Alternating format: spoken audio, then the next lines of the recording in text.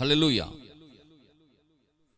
యుద్ధం అనేది ఎక్కడ ప్రారంభమైందంటే పరలోకములోనే ప్రారంభమైంది. ఆజ్ఞ అతిక్రమం అనేది లేక అవిధేయత అనేది, అవిశ్వాసం అనేది ఎక్కడ మొదట ప్రారంభమైందంటే పరలోకములోనే ప్రారంభమైంది. హల్లెలూయా. దేవునికి స్తోత్రం కలుగును గాక. వాడు అనగా అపవాది వానితో పాటు వాడి దూతలను కూడా తీసుకొని భూమి మీదకి వచ్చాడంట. హల్లెలూయా. దేవునికి స్తోత్రం కలుగును గాక. వాడు ఒక్కడే రాలేదు, వానితో పాటు వాని దూతలు కూడా వచ్చినాయి.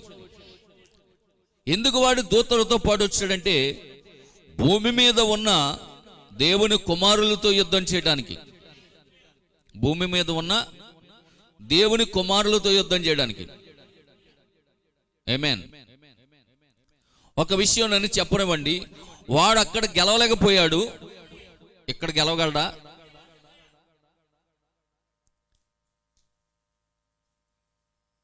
అక్కడ ఎవరితో గెలవలేకపోయాడు?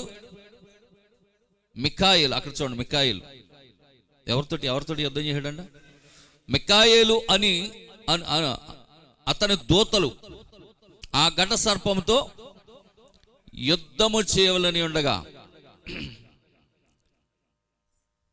జాగ్రత్తగా ఉండండి, అక్కడ దేవుని యొక్క దూతలతోనే యుద్ధం చేసి గెలవలేకపోయాడు. వాడు ఇప్పుడు భూమి మీదకి వచ్చి నీతో నాతో యుద్ధం చేస్తే గెలుస్తాడా? ఆమేన్. ఒకసారి కీర్తన గ్రంథం 8:4 చదవండి.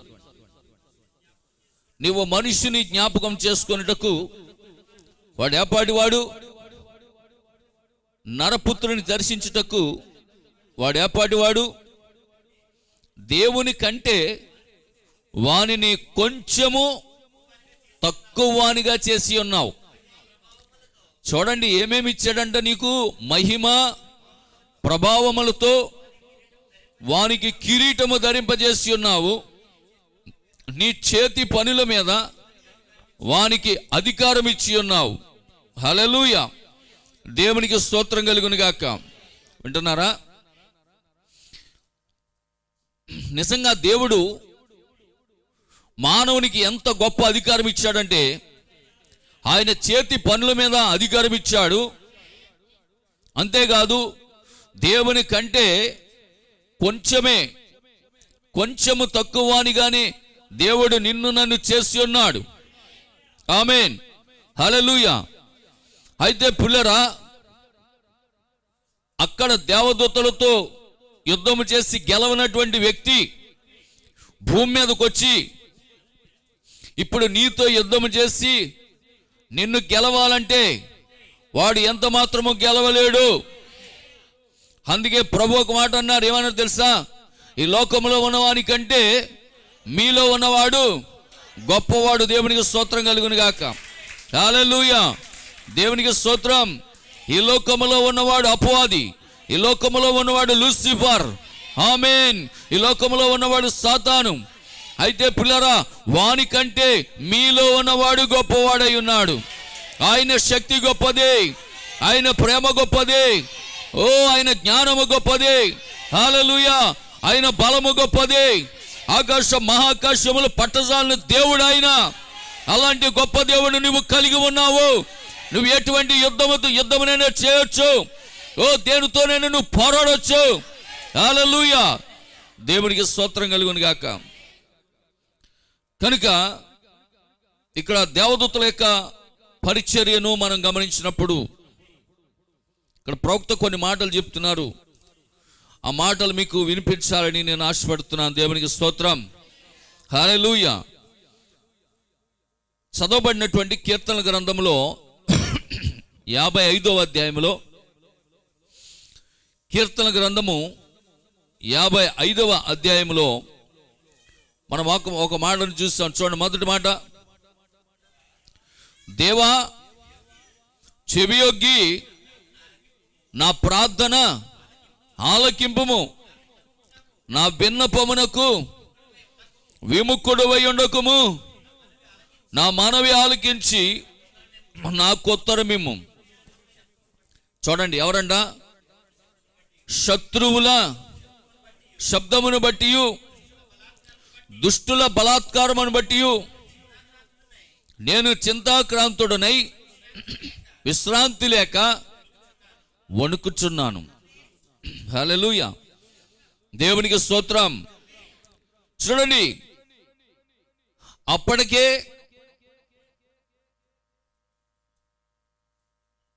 గొల్యాతుని హతము చేస్తున్నాడు, అప్పటికే గొల్యాతుతో యుద్ధము చేస్తున్నాడు. హల్లెలూయా. సున్నతి లేని ఫిలిష్తీయుడు ఆప్రల వాడు ఎంత పడుకుంటే నాకెందుకు? ఆమేన్, అవునా కదా? అప్పటికే గొల్యాతుతో యుద్ధం చేస్తున్నాడు. అయితే ఒక విధమైనటువంటి భయము అతనిలో కృంగిపోతూ ఉన్నాడు. ఒక విధమైనటువంటి భయమాన్ని వెంటాడుతూ ఉన్నది. అయ్యా, శత్రువు నన్ను వెంటాడుతున్నాడు, భయం నాలో వస్తా ఉన్నది, నేను కృంగిపోతున్నాను, నేను మూలుగుచూ ఉన్నాను, నా ప్రార్థన ఆలకించు, నేను ఎవరితోని పోరాడలేకపోతున్నాను, ఎవరితో యుద్ధం చేయలేకపోతున్నాను, నా బలము నాకు సరిపోవట్లేదు, నువ్వు నాకు సహాయం చేయాలి అని ఇక్కడ దావీదు ప్రార్థన చేస్తా ఉన్నాడు. ఆమేన్. ఇంకేమన్నాడు? వారు నా మీద దోషం మోపుచున్నారు, ఆగ్రహము గలవారై, కోపము గలవారై నన్ను హింసించుచున్నారు, నా గుండె నాలో వేదన పడుచున్నది, మరణ భయము. చూడండి, మరణ భయము నాలో పుట్టుచున్నది. దేవునికి స్తోత్రం. హల్లెలూయా. వింటున్నారా పిల్లరా? 6 మూరల జానుడు ఉన్నటువంటి వ్యక్తిని అవలేలగా చంపేసి వచ్చినటువంటి వ్యక్తి భయపడుతున్నాడు ఇప్పుడు. ఆమేన్, హల్లెలూయా. ఎందుకంటే అక్కడ ఉన్నటువంటి వారందరూ కూడా ఆ గొల్యాతుని చూస్తున్నారు, తమను తాము చూసుకుంటున్నారు. కానీ దావీదు అక్కడికి వెళ్ళినప్పుడు తనను తాను చూసుకోలేదు. అక్కడ గొల్యాతుని చూశాడు, తనలో ఉన్న దేవుడిని చూశాడు. తనలో ఉన్న దేవుడు ఎటువంటి వాడంటే, ఆకాశము నా సింహాసనము, భూమి నా పాదపీఠం.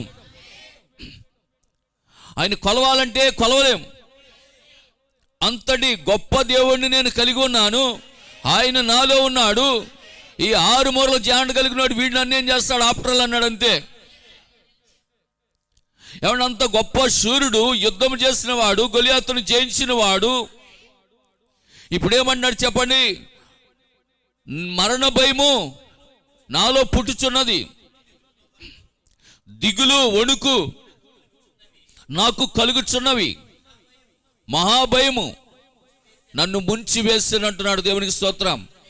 మహాభయము నన్ను ముంచి వేస్తా ఉన్నది, బ్రతుకుతానని ఆశ నాకు లేదు, శత్రువులను వెంటాడుతున్నాడు, ఏ క్షణమైనా నన్ను చంపేయచ్చు, మరణ భయం నన్ను వెంటాడుతా ఉన్నది, ఏ క్షణం ఏం జరుగుతుందో నాకు తెలియదు ప్రభువా, నేను ప్రార్థన చేస్తున్నాను, ప్రార్థనకు చెవియొగ్గు, నాకు జవాబు దయచేయి, నన్ను రక్షించు. హల్లెలూయా. కొన్ని సందర్భాల్లో మన జీవితాల్లో కూడా అనేకమైనటువంటి పర్యాయములు, అనేక రకాల సమస్యలతో, అనేక రకాలైనటువంటి ఇబ్బందులతో మనము కూడా కొన్ని సందర్భాల్లో ఇలాంటి స్థితిలో మనం పోరాడుతూ ఉంటాం. అయ్యా, నాకు ఇంకా బ్రతకాలని లేదు అని చెప్పేటటువంటి సమస్య ఆ యొక్క సందర్భాలు అనేకమైనటువంటి మన జీవితాల్లో వస్తూ ఉంటాయి. హల్లెలూయా. అయితే పిల్లలు, ఒక్క విషయం గుర్తుంచుకోండి, ఈ లోకంలో ఉన్నవాని కంటే మీలో ఉన్నవాడు గొప్పవాడు. ఇదిగో సర్వ సృష్టిని చేసి దాని మీద అధికారం నీకు దేవుడు ఇచ్చి ఉన్నాడు. దేవదూతల కంటే గొప్పవానిగా దేవుడు నిన్ను చేసి ఉన్నాడు. మహిమ ప్రభావములతో కిరీటము నీకు దేవుడు ధరించి ఉన్నాడు. వాక్యం అనే ఖడ్గము దేవుడు నీకు ఇచ్చి ఉన్నాడు. హల్లెలూయా. దేవునికి స్తోత్రం కలుగును గాక. కనుక నీవెన్నడూ భయపడవద్దు. అయితే దావీదు భయపడతా ఉన్నాడు, మరణ భయము తన్ను వెంటాడుతూ ఉన్నది. కృంగిపోతా ఉన్నాడు, విసిగిపోతా ఉన్నాడు, ప్రాణం మీద విసుగు కలుగుతూ ఉన్నది, బ్రతుకు మీద విసుగు కలుగుతూ ఉన్నది. ఎందుకు నా జీవితం అనిపిస్తా ఉన్నది. ఇంకా ఏమన్నాడు? చూడండి, గొవ్వ వలె నాకు రెక్కలున్నట్లయితే నేను ఎగిరిపోయి నెమ్మదిగా ఉందినే త్వరబడి దూరంగా పారిపోయి ఆ సుడిగాల్ని మిడిగాల్ని తప్పించుకొని అరణ్యంలో నివసించి ఉందినే అని అనుకున్నాడంట. అరణ్యములోకి వెళ్ళి నివసిస్తే అడవి మృగాలు వదులుతాయా? చెప్పండి, అరణ్యములు ఏమైనా సురక్షితంగా ఉండగలడా? ఒకవేళ నీకు గొవ్వ వలె పక్షి వలె రెక్కలు కనుక నీకు వస్తే, దేవుడు నీకు ఆ విధంగా రెక్కలు ఇస్తే, నువ్వు ఎగురుకుంటూ వెళ్ళి అరణ్యంలో చెట్ల మీద ఉంటే ఆ పక్షులు వాటిని ఏమైనా బ్రతకనిస్తాయా? చెప్పండి. కానీ అతనికి అలాగ అనిపిస్తా ఉన్నది, నాకు గనక గొవ్వ వలె రెక్కలు గనక వచ్చి ఉంటే ఈ శత్రువు చేతిలోంచి తప్పించుకొని ఎగురుకుంటూ వెళ్ళి అరణ్యంలో నివసించిండేవాడిని. అక్కడ నాకు నెమ్మది కలిగేది, అక్కడ నాకు విశ్రాంతి కలిగేది, అక్కడ నేను సంతోషంగా ఉండేవాడిని అని ఇక్కడ దావీదు తన మాటల్లో వ్యక్తం చేస్తూ ఉన్నాడు. ఆమేన్. పట్టణంలో బలాత్కార కలహములు జరుగుట నేను చూస్తున్నాను. ప్రభువా, అట్టి పనులు చేయువారిని నిర్మూలన చేయి, వారు నాలుకలు ఛేదించము. దేవునికి స్తోత్రం. హల్లెలూయా. దేవునికి మహిమ కలుగును గాక. ఇక్కడ ప్రవక్త ఏమంటున్నాడంటే, పిల్లరా, దావీదు యొక్క హృదయ వేదన మనం చూడండి. దావీదు తన యొక్క సొంత ప్రజలే అతనిని నమ్మలేనందున వేదనతో కృంగిపోయినట్లుగా మనకు అర్థమవుతున్నది. శత్రువు అతని మీదకి లేచినప్పుడు అతడు ఇలా అంటున్నాడు, ఆహా, గొవ్వ వలె నాకు రెక్కలు ఉన్నాయట్లా. ఆమేన్. దేవునికి స్తోత్రం. పిల్లలు, అక్కడ గద్ద వలె అని అనలేదు, కాకి వలె నాకు. కాకికి రెక్కలు లేవా? కాకికి రెక్కలున్నాయి, అలాగే గ్రద్దకి రెక్కలున్నాయి. అలాగని చెప్పి దావీదు అక్కడ కాకి అనలేదు, గ్రద్ద అని అనలా, గొవ్వ వలె అంటున్నాడు. పిల్లరా, గొవ్వ వలె నాకు రెక్కలు ఉన్నాయట్లా, నేను ఎగిరిపోయి అరణ్యంలో నివసించదనే అంటున్నాడు. హల్లెలూయా. కనుక నిజమే, చాలా మంది కూడా ఈ విధంగానే బాధలు వచ్చినప్పుడు, కష్టాలు వచ్చినప్పుడు మనం కూడా అనేక మార్లు మన జీవితాల్లో అక్కడ అలాంటి సందర్భాలు ఎదురైనప్పుడు మనకు కూడా అలాంటి ఆలోచన వచ్చి ఉండొచ్చు. ఆమేన్. దేవునికి స్తోత్రం. హల్లెలూయా. కనుక ఇక్కడ క్రీస్తును కూడా మనం గమనించినప్పుడు, ఆమేన్, చూడండి, గువ్వ పావురము ఒకే జాతికి చెందినవి. గువ్వ పావురము ఒకే జాతికి చెందినటువంటి పక్షులు ఈ రెండు కూడా. హల్లెలూయా. ఈ రెండు పక్షుల యొక్క ఆహారపు అలవాట్లు కూడా ఒకే విధంగా ఉంటాయి. పావురము అతి పరిశుభ్రమగు పక్షి. పావుర యొక్క నిర్మాణము అతి చాలా వింతగా ఉంటుంది. పావురమునకు కాకికి చాలా వ్యత్యాసం ఉన్నది. పావురము గోధుమలను మరి తినగలదు, కానీ చచ్చిన కళేబరములను అది ఎన్నడూ ముట్టుకోదు. దేవునికి స్తోత్రం.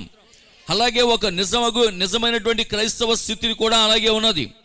క్రైస్తవుడు లోక సంగతులను ఎన్నడూ స్వీకరించడు, లోక పోకడలకు పోడు, లోక ఆచారాలకు వెళ్ళడు, లోక సిద్ధాంతాలకు వెళ్ళడు, లోక కట్టుబాటులో ఉండడు, లోక కార్యాల్లో పాల్గొనడు.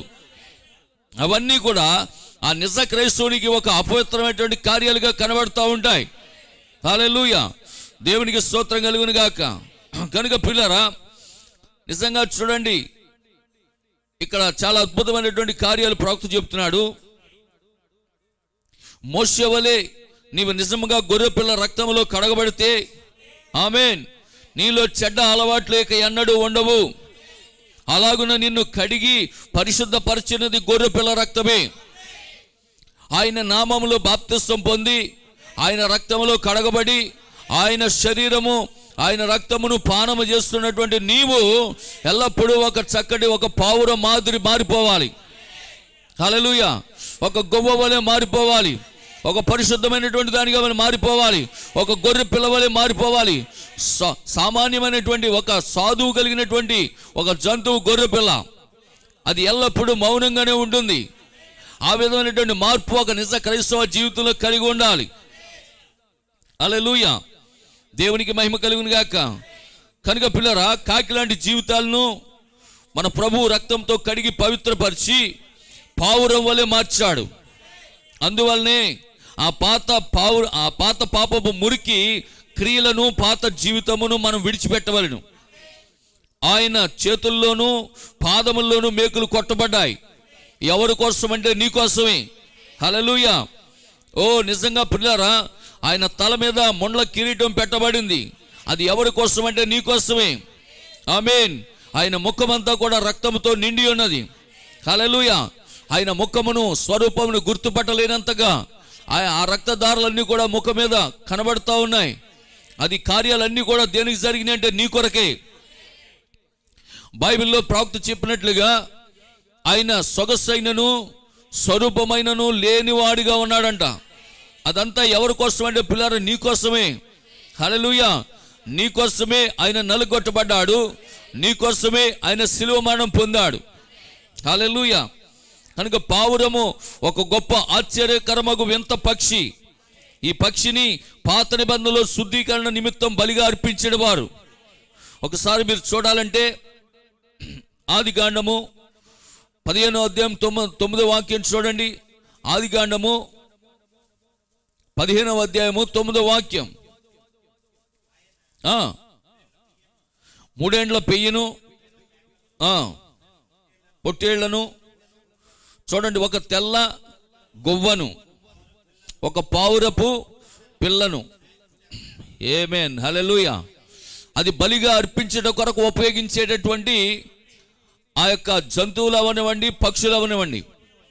పక్షుల్లో చూసినట్లయితే ఒక కాకిని తెమ్మని దేవుడు అడగల, ఒక గ్రద్దను తెమ్మని దేవుడు అడగల, లేకపోతే మరొక పక్షిని దేనినో తీసుకురమ్మని దేవుడు అక్కడ కోరుకోలేదు.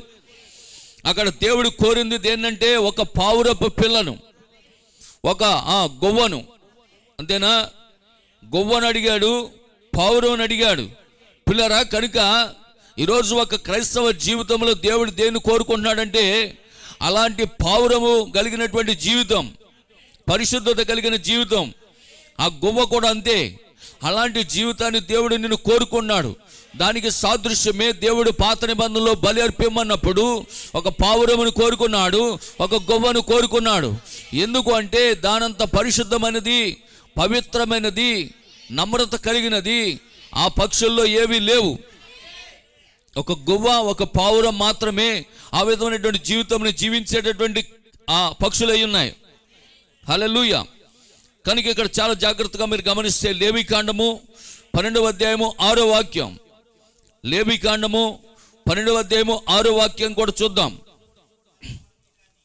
కుమారుని కొరకే గాని కుమార్తె కొరకే గాని ఆమె శుద్ధ దినములు సంపూర్తి అయిన తర్వాత ఆమె దహన బలిగా ఒక ఏడాది గొర్రెపిల్లను, పాప పరిహారార్థ బలిగా ఒక పావురపు పిల్లనైనను, తెల్ల గొవ్వనైనను ప్రత్యక్షపు గుడారము యొద్ద యాజకుని వద్దకు తేవలెను. హల్లెలూయా. పిల్ల ఇక్కడ దేన్ని తెమ్మంటున్నాడు అని కనుక మనం గమనించినట్లయితే అక్కడ ఒక పావురపు పిల్లని అడుగుతున్నాడు, గొవ్వను అడుగుతున్నాడు. ఇవి దేనికి సాదృశ్యంగా ఉన్నాయంటే ప్రవక్త అంటున్నాడు, పావురము వలె నీ మనస్సు నిర్మలముగా ఉండాలి, పవిత్రంగా ఉండాలి. ఆమేన్. ఏది పడితేది తినదండి పావురం. దానికి ఒక గింజలు మాత్రమే తింటుంది. ఆ పాత కుళ్ళిపోయిన కళేబరాల మీద వాలదది. హల్లెలూయా. ఒక పవిత్రమైనటువంటి జీవితాన్ని అది జీవిస్తూ ఉంటుంది. ఒక గొప్ప అద్భుతమైనటువంటి ఒక జీవితం అది కలిగి ఉన్నది. అందుకే దేవుడు పాత నిబంధనలో బలి అర్పణ అడిగినప్పుడు పావురాన్ని అడిగాడు, ఆ యొక్క గొవ్వను అడిగాడు. దేవునికి స్తోత్రం. హల్లెలూయా. కనుక పాప పరిహారమునకు పావురమును ఉపయోగించేడు వారు. ఆమేన్. దేవునికి స్తోత్రం. దేవునికి మహిమ కలుగును గాక. ఆమేన్.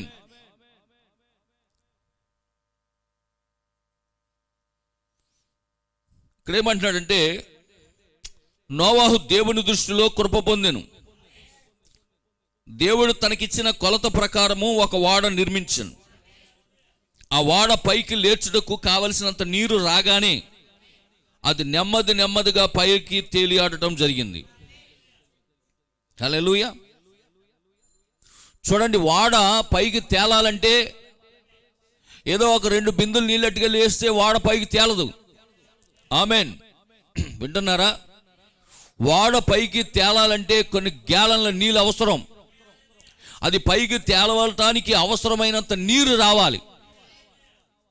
అప్పుడే ఆ నీటి మీద ఆ వాడ పైకి తేలగలుగుతుంది.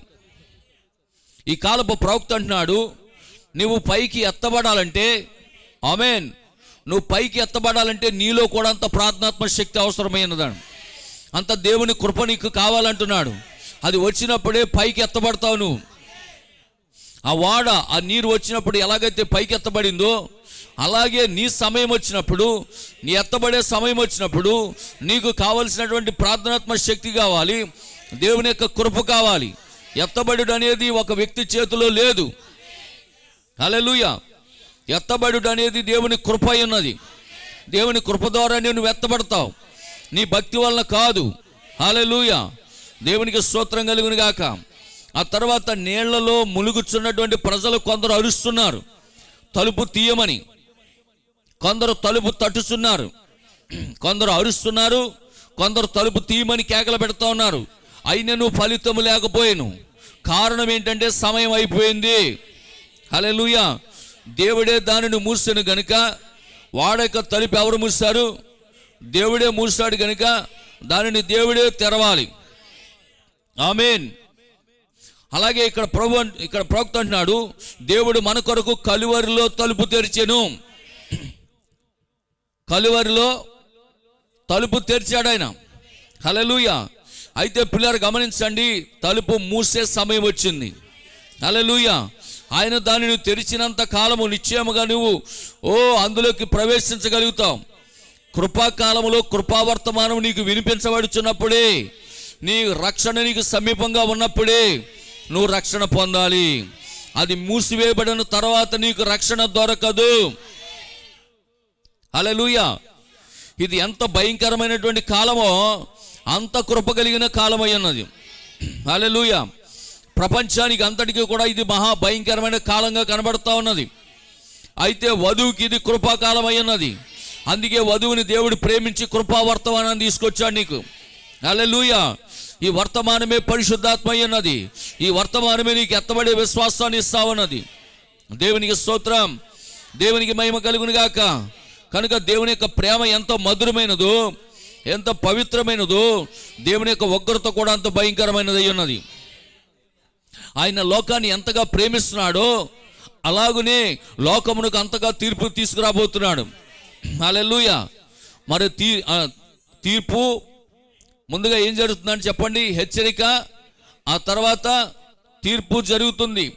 దేవుడు అన్నాడు తన పద్ధతిని మార్చుకోడు. ఆ జలప్రళయంలో వాడ తేలలేకపోతున్నది. అప్పటికి చాలా దినములు గడిచినవి, నీరు వెనక్కి తగ్గుచున్నది. దానిని నోవాహు గమనించాడు. హల్లెలూయా. దేవునికి మహిమ కలుగును గాక. ఎప్పుడైతే ఆ నీళ్లు తగ్గుతూ వస్తున్నాయో, ఆ వాడ కూడా ఏమైంది చెప్పండి? కిందకు వచ్చిందంట. దానిని ఇక్కడ ప్రవక్త అన్నాడు, ఆ తగ్గుచున్నటువంటి పరిస్థితిని నోవాహు గమనిస్తూ ఉన్నాడు. ఆమేన్. అందుకే ఏం చేస్తాడంటే ఒక పక్షిని బయటకు విడిచిపెట్టాడు, పరీక్షించాడు. అది బయటికి వెళ్ళి తిరిగి రాలేదు. ఆ పక్షి పేరే కాకి అంటున్నాడు. ఆ పక్షి పేరు ఏంటంట? కాకి అంట. ప్రవక్త ఏమంటాడు తెలుసా? అలాగే లోకంలో కూడా కొంతమందిని అలా విడిచిపెడతాడంట. ఒక విషయం చెప్పనా? ఆ కాకి అప్పుడు దాకా ఎక్కడుంది? వాడలోనే ఉంది. అంటే రక్షించబడ్డదా లేదా? వాడలోకి వెళ్ళిన కాకి రక్షించబడ్డదా లేదా? ఆమేన్. పరీక్షించడానికంట, ఈ విషయం చాలా జాగ్రత్తగా వినాలి మీరు. ఆల్రెడీ ఆ కాకి వాడలోకి ప్రవేశించి రక్షించబడ్డది. కానీ పరీక్షించబడే సమయం వచ్చేటప్పటికి కాకిని ఏం చేశాడు? వాళ్ళలోంచి బయటకు విడిచిపెట్టాడంట. ఇప్పుడు ఆ కాకి లోకంలోకి వెళ్ళి ఏమైపోయింది? కలిసిపోయింది. దానికి అనుకున్నదంట, ఇన్నాళ్ళు నేను ఈ గింజలే తిన్నాను లోపలుండి, ఒక్కరోజు కూడా నాకు కనీసం ఒక 100 గ్రాములు మాంసం కూడా పెట్టలేదు నాకు ఈ నోవాహు. హల్లెలూయా. ఎప్పుడైతే ప్రియులారా ఆ వాడలో నుండి ఆ కాకి బయటికి వెడలిందో, అక్కడ అప్పటికే మరి మునిగిపోయి ఆ జలప్రళయంలో తేలుతున్నటువంటి శవాలు, కుళ్ళు కంపు కొడుతున్నటువంటి శవాలు. ఈ కాకి ఎప్పుడైతే వెళ్ళిందో ఇక దానికి తాజా మాంసం దొరికినట్టు అయిపోయిందంట. వెళ్ళాక ఉదయం నుంచి సాయంకాలం వరకు ఆ కళేబరాల మీద పడి పీక్కు తింటమే దాని పని అయింది. మళ్ళా కనీసం తిరిగి వాళ్ళకి రావాలన్న జ్ఞానం దానికి లేదు. హల్లెలూయా, దేవునికి స్తోత్రం కలుగును గాక. సరే, కొన్ని దినాలు జరిగినాయి, కొంత సమయం గడిచింది. మళ్ళా తర్వాత రెండోసారి ఏం చేశాడు? మరొక పక్షిని పంపాడు. దాని పేరే పావురము. దాని పేరే పావురం. దేవునికి స్తోత్రం. ఆ పావురాన్ని పంపితే ఆ పావురం ఏం చేసింది చెప్పండి? ఆ పావురం కూడా ఆ వాళ్ళలోకే ప్రవేశించింది. వాళ్ళకు ప్రవేశించినటువంటి ఆ పావురం కూడా పరీక్షలోకి వెళ్ళింది. ఇప్పుడు మీకు నా మాటలు అర్థమవుతున్నాయా? కాకి అదే వాళ్ళలోకి వెళ్ళింది, పావురము అదే వాళ్ళలోకి వెళ్ళింది. ఆమేన్. అయితే పరీక్ష సమయం వచ్చేటప్పటికి ఇక్కడ కాకి పరీక్షించబడ్డానికి బయటకు వదిలాడు, కానీ తిరిగి రాలా. అదే పరీక్షలో పావురం బయటకు వదిలాడు, కానీ ఇప్పుడు పావురము కాలు నిలపడానికి ఎక్కడా కూడా స్థలము లేదు. దేవునికి స్తోత్రం. హల్లెలూయా, దేవునికి మహిమ కలుగును గాక. మళ్ళా అది తిరిగి నోవాహు దగ్గరకు వచ్చేసింది. అంటే ఇంకా నీళ్లు ఉన్నాయన్నమాట భూమి మీద. మరికొన్ని దినాలు గడిచిన తర్వాత మళ్ళా విడిచిపెట్టాడు. అప్పుడు ఆ పావురం వెళ్ళి చూడండి, ఒక చక్కటి ఏం చేసింది? చెప్పండి, ఒలీవ కొమ్మను తీసుకొచ్చిందా? దేవునికి స్తోత్రం. హల్లెలూయా. ఒక సూచన తీసుకొచ్చిందంట. భూమి మీద మరి నిలబడ్డానికి ఇంకా నీళ్లున్నాయి, కానీ ఒక చెట్టు మీద ఎందుకు వాలిందంటే ఇంకా భూమి లేదు అని అర్థం. భూమి మీద నిలవడానికి, కాలు నిలపడానికి అవకాశం లేదని అర్థం. హల్లెలూయా. ఆ యొక్క ఒలీవ చెట్టు యొక్క మొక్కను, ఆ యొక్క రబ్బను తుంపుకుని తీసుకెళ్ళింది. అంటే అక్కడ అతనికి ఏమర్థమైందంటే నీళ్లు భూమి మీద ఇంకను ఉన్నాయి. హల్లెలూయా. అప్పుడు మళ్ళా మూడోసారి పంపించాడు. అది వెళ్ళింది కానీ మళ్ళా తిరిగి రాలా. అప్పుడు ఆయనకు అర్థమైంది, నీళ్లు ఇంకిపోయినాయి అన్నమాట. కనుక పిల్లరా, దేవుడు ఒక సూచన ఇస్తూ ఉంటాడు మనకి. హల్లెలూయా. హిమమంతా తెల్లగనున్నా పావురపు రెక్కల పైన, హిమమంతా తెల్లగనున్నా పావురపు రెక్కల పైన, తన పవిత్ర మాధుర్య ప్రేమ దేవుడే నాకు పంపెను, తన పవిత్ర మాధుర్య ప్రేమ దేవుడే నాకు పంపెను, పావురపు రెక్కల పైన, పావురపు రెక్కల పైన,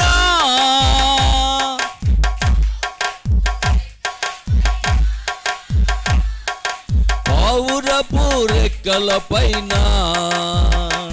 పైనుండి ఒక సూచన దేవుడే నాకు పంపెను, పైనుండి ఒక సూచన దేవుడే నాకు పంపెను, హిమమంతా తెల్లగనున్నా పావురపు రెక్కల పైన, హిమమంతా తెల్లగనున్నా పావురపు రెక్కల పైన, ప్రవక్త నోవాహు పయనించెను జల ప్రళయంలో చాలా రోజులు, నేల కొరకు వేదికెను పలు విధములుగా, ప్రవక్త నోవాహు పయనించెను జల ప్రళయంలో చాలా రోజులు, నేల కొరకు వేదికెను పలు విధములుగా సూచన పంపే దేవుడు పైనుండి గురుతు పొందెను. సూచన పంపే దేవుడు పైనుండి గురుతు పొందెను. పావురపు రెక్కల పైన, పావురపు రెక్కల పైన పాడాలి. పావురపు రెక్కల పైన పైనోడి ఒక్క సూచన దేవుడే నాకు ఉంది. ఒక్క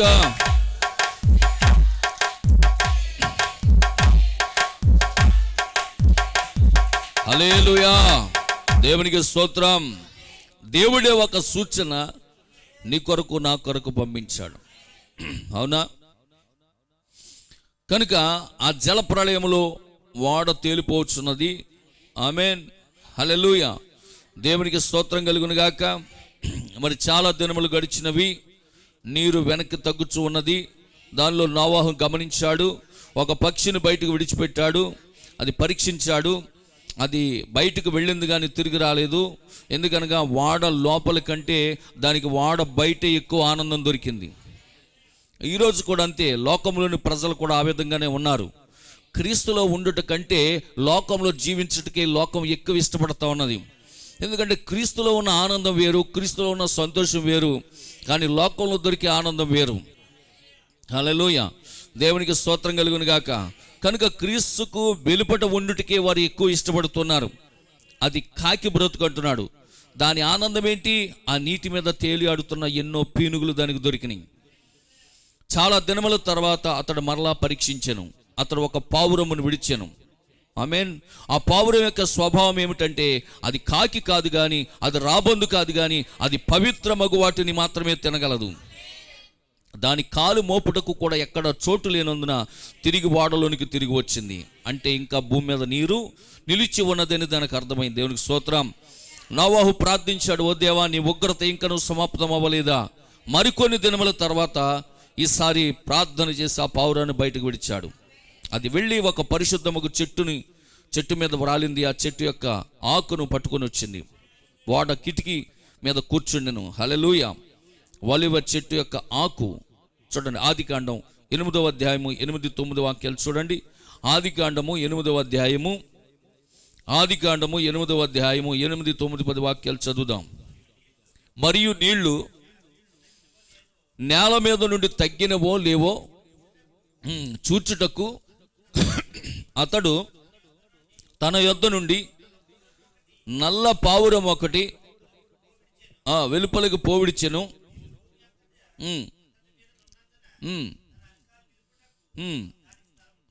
దొరకలేదు గనుక తిరిగి వచ్చెను. అప్పుడు అతడు చేయి చాపి దాన్ని పట్టుకొని వాడలోనికి తీసుకొనెను.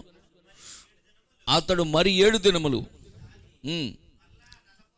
మళ్ళా అదే పావురమును వాడలో నుండి వెలుపలికి విడిచెను.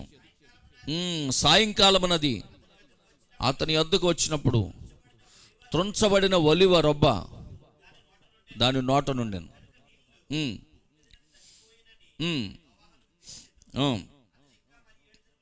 అతడు మరొక 7 దినములు ఆగి ఆ పావురమును మళ్ళా బయటకు విడిచిపెట్టాడు.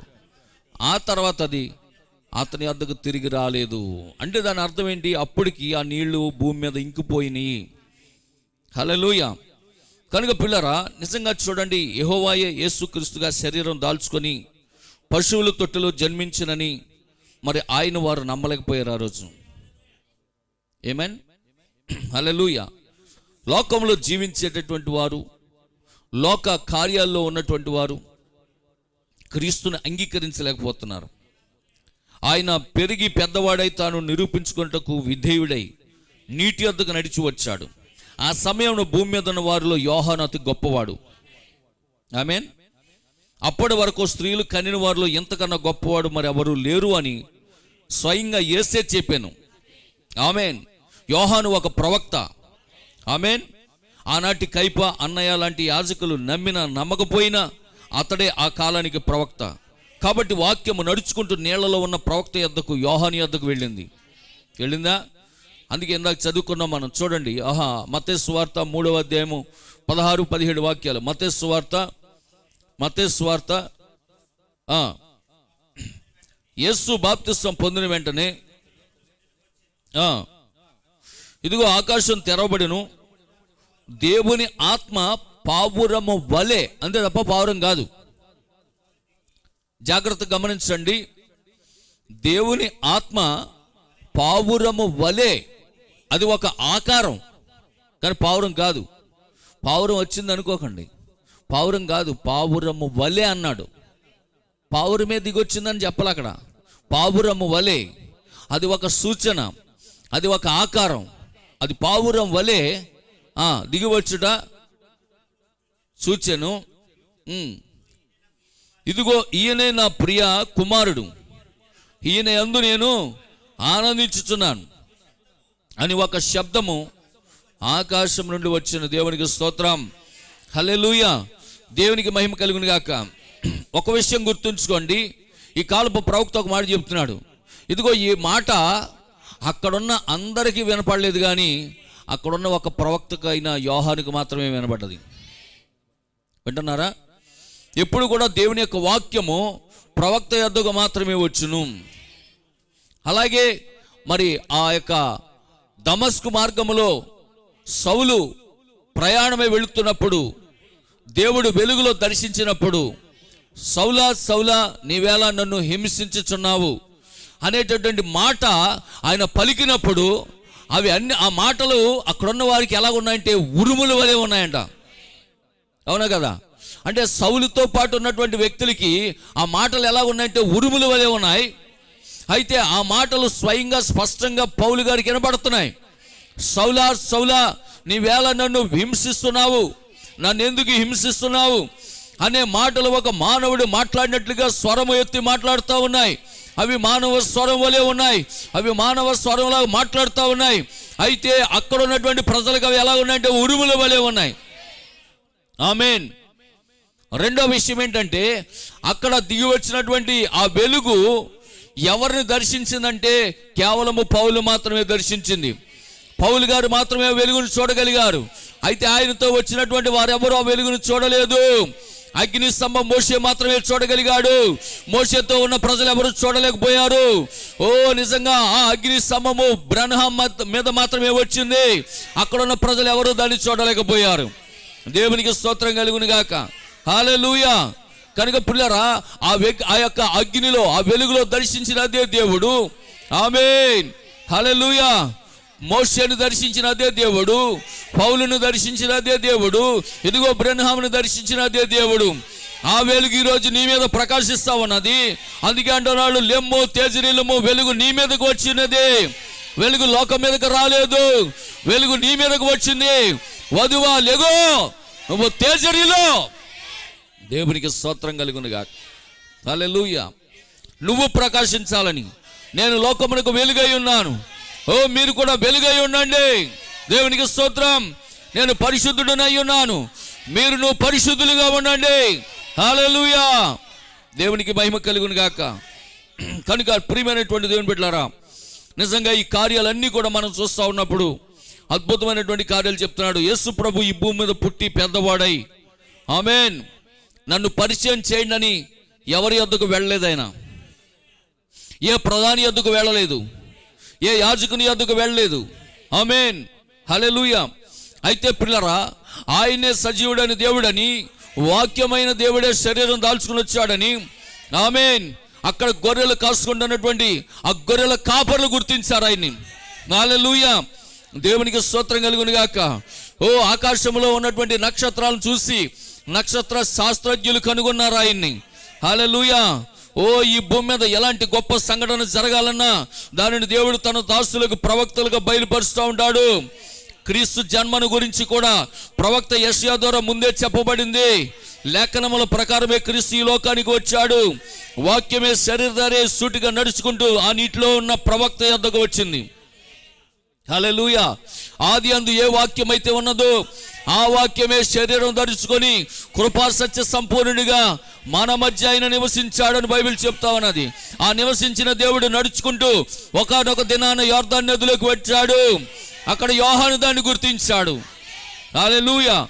దేవునికి మహిమ కలుగును గాక. కనుక ప్రియమైనటువంటి దేవుని బిడ్డలారా, నిజంగా చూడండి, అప్పుడు ఆయన అంటున్నాడు, ఇదిగో లోక పాపములను మోసుకొని పోవు దేవుని గొర్రెపిల్ల. ఈ కృపాయుగంలో వాక్యము నీటిలో ఉన్న ప్రవక్త యొద్దకు వచ్చింది. ఆమేన్. అక్కడ ప్రవక్త యోహాను నిలబడి ఉన్నాడు, అక్కడే వాక్యం నిలబడి ఉన్నది. ఆమేన్. ఒకరి కళ్ళలో ఒకరు చూసుకుంటున్నారు. నేను నీ ద్వారా బాప్తిసం పొందవలసి ఉండగా నువ్వు నా దగ్గరకు వచ్చావు ఏంటి ఆయన అని అడుగుతున్నాడు. సరే సరే, నీతి యావత్తు ఇలాగూ జరగనివ్వాలి, ఈసారికి ఇలా కానీ అన్నాడంట ప్రభు. ఏంటా నీతి అంటే, ఆ పాత నిబంధన గ్రంథంలో గొర్రె పిల్లను వధించేటప్పుడు, జాగ్రత్తగా వినండి, ఆ పాత నిబంధనలో గొర్రె పిల్లను వధించేటప్పుడు అది ఏం చేయాలి? కడగబడాలి. ఒక ఆయన మతోన్మాది అడుగుతున్నాడు, ఒక ఆయన మతోన్మాది ఉన్నాడు.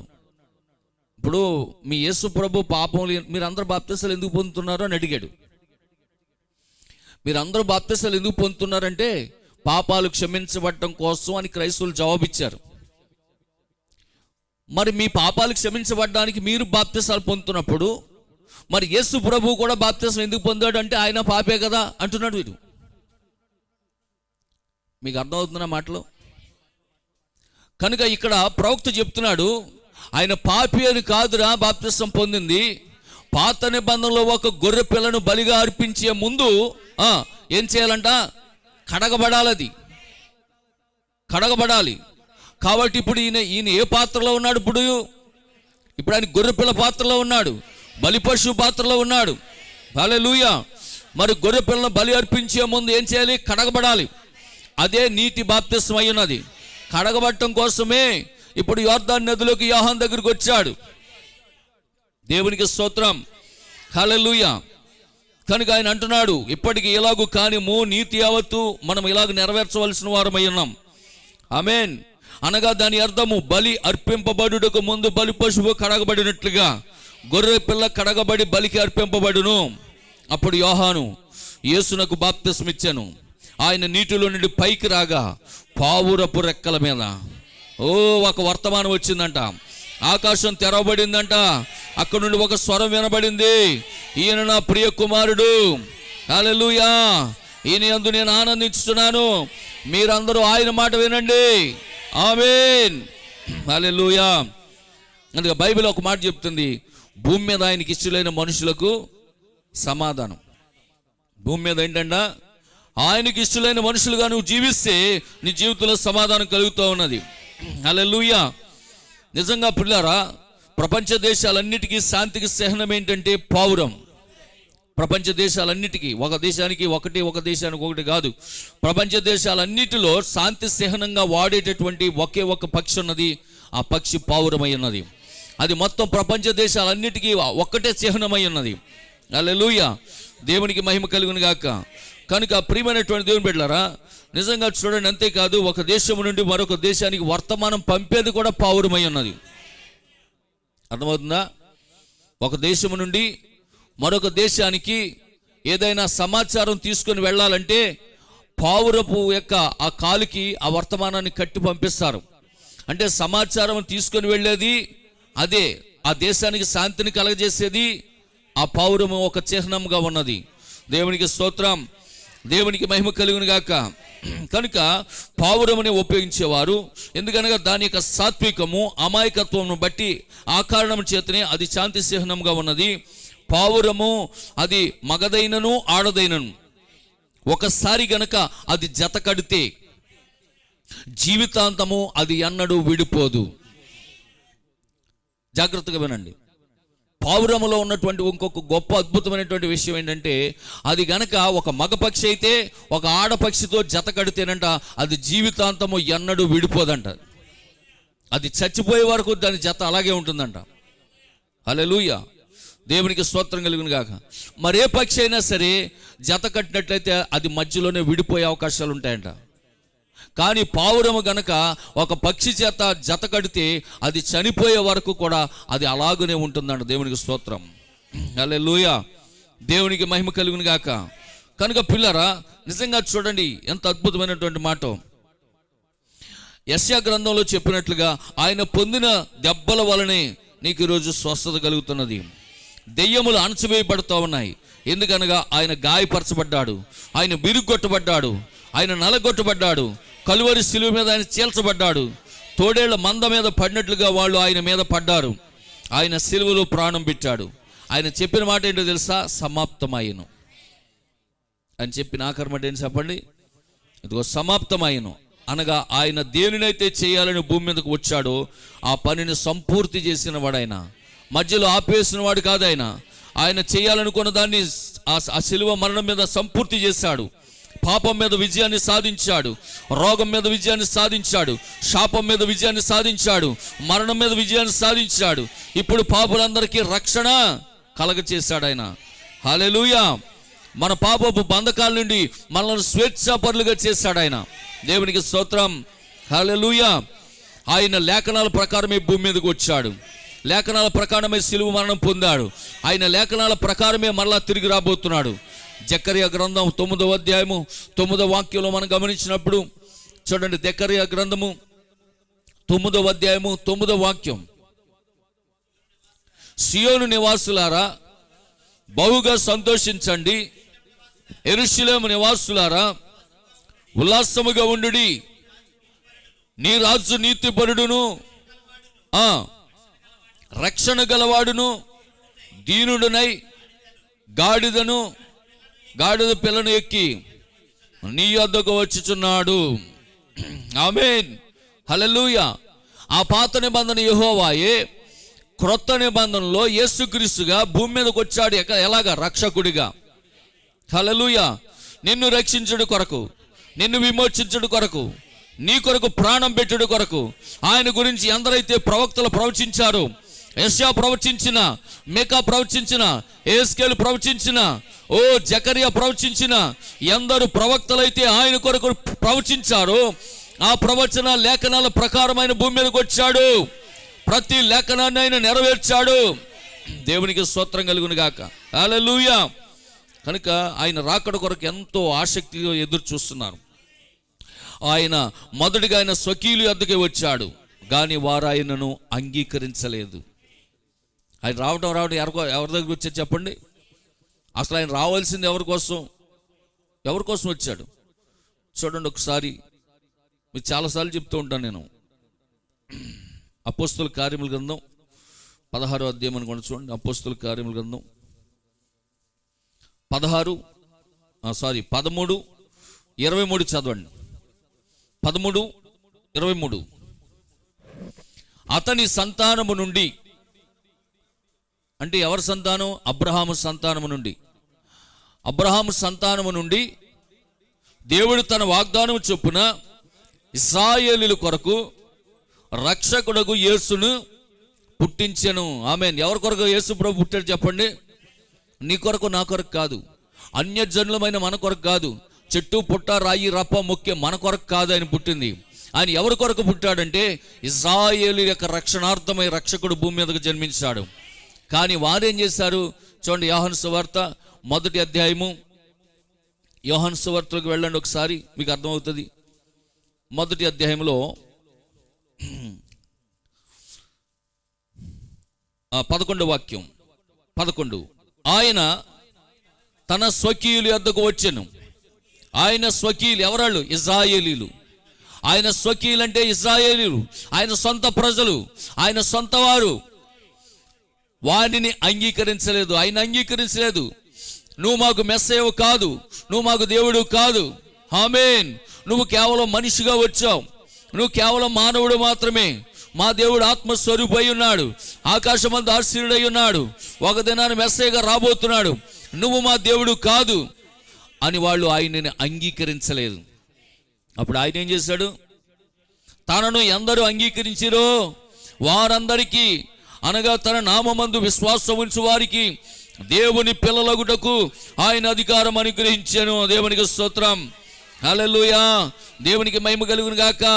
వారు దేవుని వలన పుట్టిన వారే గాని రక్త మాంసం వలనను శరీరేచ్ఛల వలనను మనుష్యేచ్ఛల వలనను పుట్టిన వారు కారు. ఇశ్రాయేలీయులైతే రక్త మాంసములో పుట్టారు వాళ్ళు. మనము రక్త మాంసముల ద్వారా పుట్టిన వాళ్ళం కాదు. మీకు అర్థమవుతుందా? ఆమేన్. మనము నీటి మూలముగాను ఆత్మ మూలముగాను జన్మించిన వాళ్ళం మనం. ఇప్పుడు మనలను దేవుడు ఏం చేస్తాడంటే ఆయనకి కుమారులుగాను కుమార్తెలుగాను చేసుకున్నాడు. ఇప్పుడు మనం ఆయన పిల్లలమయ్యా మనం. ఆమేన్. ఆయన వారసత్వాన్ని మనకిచ్చాడు, ఆయన రక్షణ మనకిచ్చాడు. హల్లెలూయా. రక్షింపబడే గొప్ప ధన్యత దేవుడు మనకిచ్చాడు. అది వాళ్ళు పోగొట్టుకున్నారు. ఆ కిందకి చదివితే 13, 14 కూడా చదివండి. ఆ వాక్యమే శరీరధారి అయి కృపాసత్య సంపూర్ణుడిగా మన మధ్య నివసించెను. దేవునికి స్తోత్రం కలుగును గాక. ఆ వాక్యమే ఏ వాక్యం అంటే ఆది అందు ఏ వాక్యం ఉన్నదో ఆ వాక్యమే శరీరధారి అయి కృపాసత్య సంపూర్ణుడిగా మన మధ్యకు వచ్చాడు, మన మధ్య నివసించాడు. గాడిద పిల్ల మీద ఎక్కాడు, ఊరేగించబడ్డాడు, యెరూషలేము వీధిలో తిప్పారు. హల్లెలూయా. అందుకే అంటాడు, సియోను నివాసులారా మీరు సంతోషించండి, పరలోక నివాసులారా మీరు గంతులు వేయండి, మీరు చప్పట్లు కొట్టండి. హల్లెలూయా. దేవునికి స్తోత్రం కలుగును గాక. వాడు అక్కడ యుద్ధం చేసి ఓడిపోయాడు, వాడు భూమి మీదకి వచ్చాడు. ఇక్కడ కూడా నీతో యుద్ధం చేయలేడు. ఒకవేళ నీతో యుద్ధం చేసినా వాడు గెలవలేడు. దేవునికి స్తోత్రం. హల్లెలూయా. కనుక పిల్లరా నిజంగా చూడండి, అక్కడ ఎంత అద్భుతమైనటువంటి మాటలు కనబడుతున్నాయి. సియోను కుమార్తె సంతోషించుము, యెరూషలేము కుమార్తెలారా మీరు ఉల్లసించండి. ఇదిగో మీ రాజు నీతిపరుడును రక్షణ గలవాడు దీనుడనై గాడిద పిల్లను ఎక్కి మీ యొద్దకు వచ్చి ఉన్నాడు. అయితే వారి యొద్దకు వచ్చినప్పుడు వాళ్ళు అంగీకరించారా? వాళ్ళు అంగీకరించలేదు. కాబట్టి ఈరోజు రక్షణ ఎవరికి కలిగిందంటే అన్యజనులమైన మనకు 2000 సంవత్సరాలుగా 7 సంఘ కాలాల గుండా అన్యజనులమైనటువంటి మనలందరినీ రక్షించుటకు దేవుడు మనకు గొప్ప అవకాశం ఇచ్చాడు. హల్లెలూయా. దేవునికి స్తోత్రం కలుగును గాక. కేవలం 3.5 సంవత్సరాలు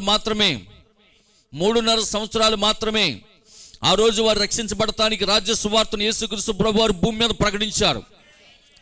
కానీ ఆయన అంగీకరించలేదు వాళ్ళు. కానీ అన్యజనులమైనటువంటి మనము రక్షించబడటానికి దేవుడు మనకి 2000 సంవత్సరాల సమయం ఇచ్చాడు. అందుకే ప్రవక్త అన్నాడు, ఇది కృపావర్తమానం అయి ఉన్నది. హల్లెలూయా. ఓ కృపావర్తమానాన్ని కనుక నువ్వు దాటి వేస్తే ఇక నీకు మిగిలేది తీర్పే అంటున్నాడు. కనుక కృప కలిగే సమయంలో, కృప నీ యొద్ద ఉన్నప్పుడు, కృపావర్తమానం నీకు దొరుకుతున్నప్పుడు దానిని నువ్వు ఎన్నడూ విడిచిపెట్టుకోవద్దు, దానిని నువ్వు జార విడుచుకోవద్దు. హల్లెలూయా. దేవునికి స్తోత్రం కలుగును గాక. కనుక ఇక్కడ ఏమంటున్నాడంటే పిల్లరా,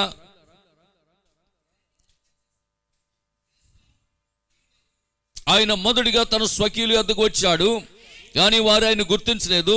అంతేకాదు వారు ఆయనకు బద్ధ శత్రువులైపోయారు, విరోధులుగా మారిపోయారు. అయితే ఆయనను ప్రేమించిన వారు కొందరున్నారు. వారు ఎవరంటే పేదవారు, వారెవరంటే జాలరులు, వారెవరంటే సుంకపు గుత్తదారులు, వారు విద్య లేని వారు, సంతకం కూడా చేయడం రాని వాళ్ళు. ఆమేన్. హల్లెలూయా. అయితే ప్రియమైనటువంటి దేవుని బిడ్డలారా, 190 మంది విరోధులుగా మారిపోయారంట. ఒక 10 మంది మాత్రమే ఆయన అంగీకరించినటువంటి వారికి కనబడుతున్నారు. క్రీస్తు రాకడ కొరకు సమాధిలో ఉన్న ప్రతి వారు అనగా అబ్రహాము, ఇస్సాకు, యాకోబు మరియు ప్రవక్తలందరూ ఈ గడియ కొరకు ఎదురు చూస్తారు. హల్లెలూయా. మత ప్రపంచం ఆయన విసర్జించినప్పుడు రోమా ప్రభుత్వం ఆయన మరణమునకు అప్పగించెను అని మనందరికీ తెలుసు. హల్లెలూయా. అందుకే ప్రియమైన దేవుని పిల్లలారా, దావీదు ఒక కీర్తన రాశాడు. దానిని మీరు చదవాలంటే 22వ కీర్తన మొదటి వాక్యం. దావీదు రాసినటువంటి కీర్తన 22వ అధ్యాయము. మరి మొదటి వాక్యాన్ని కనుక గమనించినట్లయితే, నా దేవా నీవు నన్ను నేల విడనాడితివి. ఆగండి. ఇప్పుడు అక్కడ దావీదా మాట్లాడేది, దావీదు అక్కడ ప్రార్థన చేసేది దావీదు కాదు. దావీదులో ఉన్నటువంటి దేవుడు. దావీదులు ఎవరున్నారంటే క్రీస్తున్నాడు. అవే మాటలు సిలువలో పలుకుతున్నాడు ఆయన. దేవా నా దేవా నన్ను ఎలా చెయ్యి విడిచితివి అనేటటువంటి మాటలు యేసు ప్రభు ఎక్కడ పలికాడు చెప్పండి? సిలువలో పలికాడు. ఆ సిలువలో పలక ముందు యేసు ప్రభు ఎక్కడ ఉన్నాడు చెప్పండి? దావీదులో ఉన్నాడు. ఒకరోజు నేను ఇలా పలకవలసి వస్తుంది. ఆమేన్, హల్లెలూయా, దేవునికి స్తోత్రం కలుగును గాక. వింటున్నారు పిల్లరా? అది దావీదు కాదు కానీ దావీదులో ఉన్న క్రీస్తే. ప్రవక్తల యొద్ద నుండి బయలు వెళ్ళిన ప్రతి లేఖనము కలువరి సిలువ యొద్ద నెరవేరింది. కాబట్టి యెహోవా సర్వలోకమునకు రాజు అయి ఉన్నాడు. ఆమేన్. యెహోవా ఒక్కడే అనియు ఆయన ఉన్నవాడు అనువాడని ఈరోజు నువ్వు తప్పనిసరిగా తెలుసుకోవాలి. యెహోవాయే యేసుక్రీస్తు. ఆమేన్. ఒక్కడే అనే వాస్తవము. ఆమేన్, హల్లెలూయా. చూడండి, నువ్వు దేనినైనా రెండు ముక్కలుగా చేయొచ్చేమో కానీ దేవుణ్ణి మాత్రం నువ్వు ముక్కలుగా చేయలేవు అంటున్నాడు. హల్లెలూయా, దేవునికి స్తోత్రం. నువ్వు దేశాలను ముక్కలుగా చేయొచ్చు, రాష్ట్రాలను ముక్కలుగా చేయొచ్చు, కానీ నువ్వు ఎన్నడూ దేవుణ్ణి ముక్కలుగా చేయొద్దు. యేసుక్రీస్తు నిన్న అనగా పాత నిబంధన, నేడు అనగా క్రొత్త నిబంధనలో ఒక్కటే రీతిగా ఉన్నాడు. పాత నిబంధన యెహోవాయే, క్రొత్త నిబంధన యేసుక్రీస్తుగా ఉన్నాడు అనే సత్యాన్ని నువ్వు తప్పనిసరిగా తెలుసుకోవాలి. హల్లెలూయా, దేవునికి స్తోత్రం కలుగును గాక.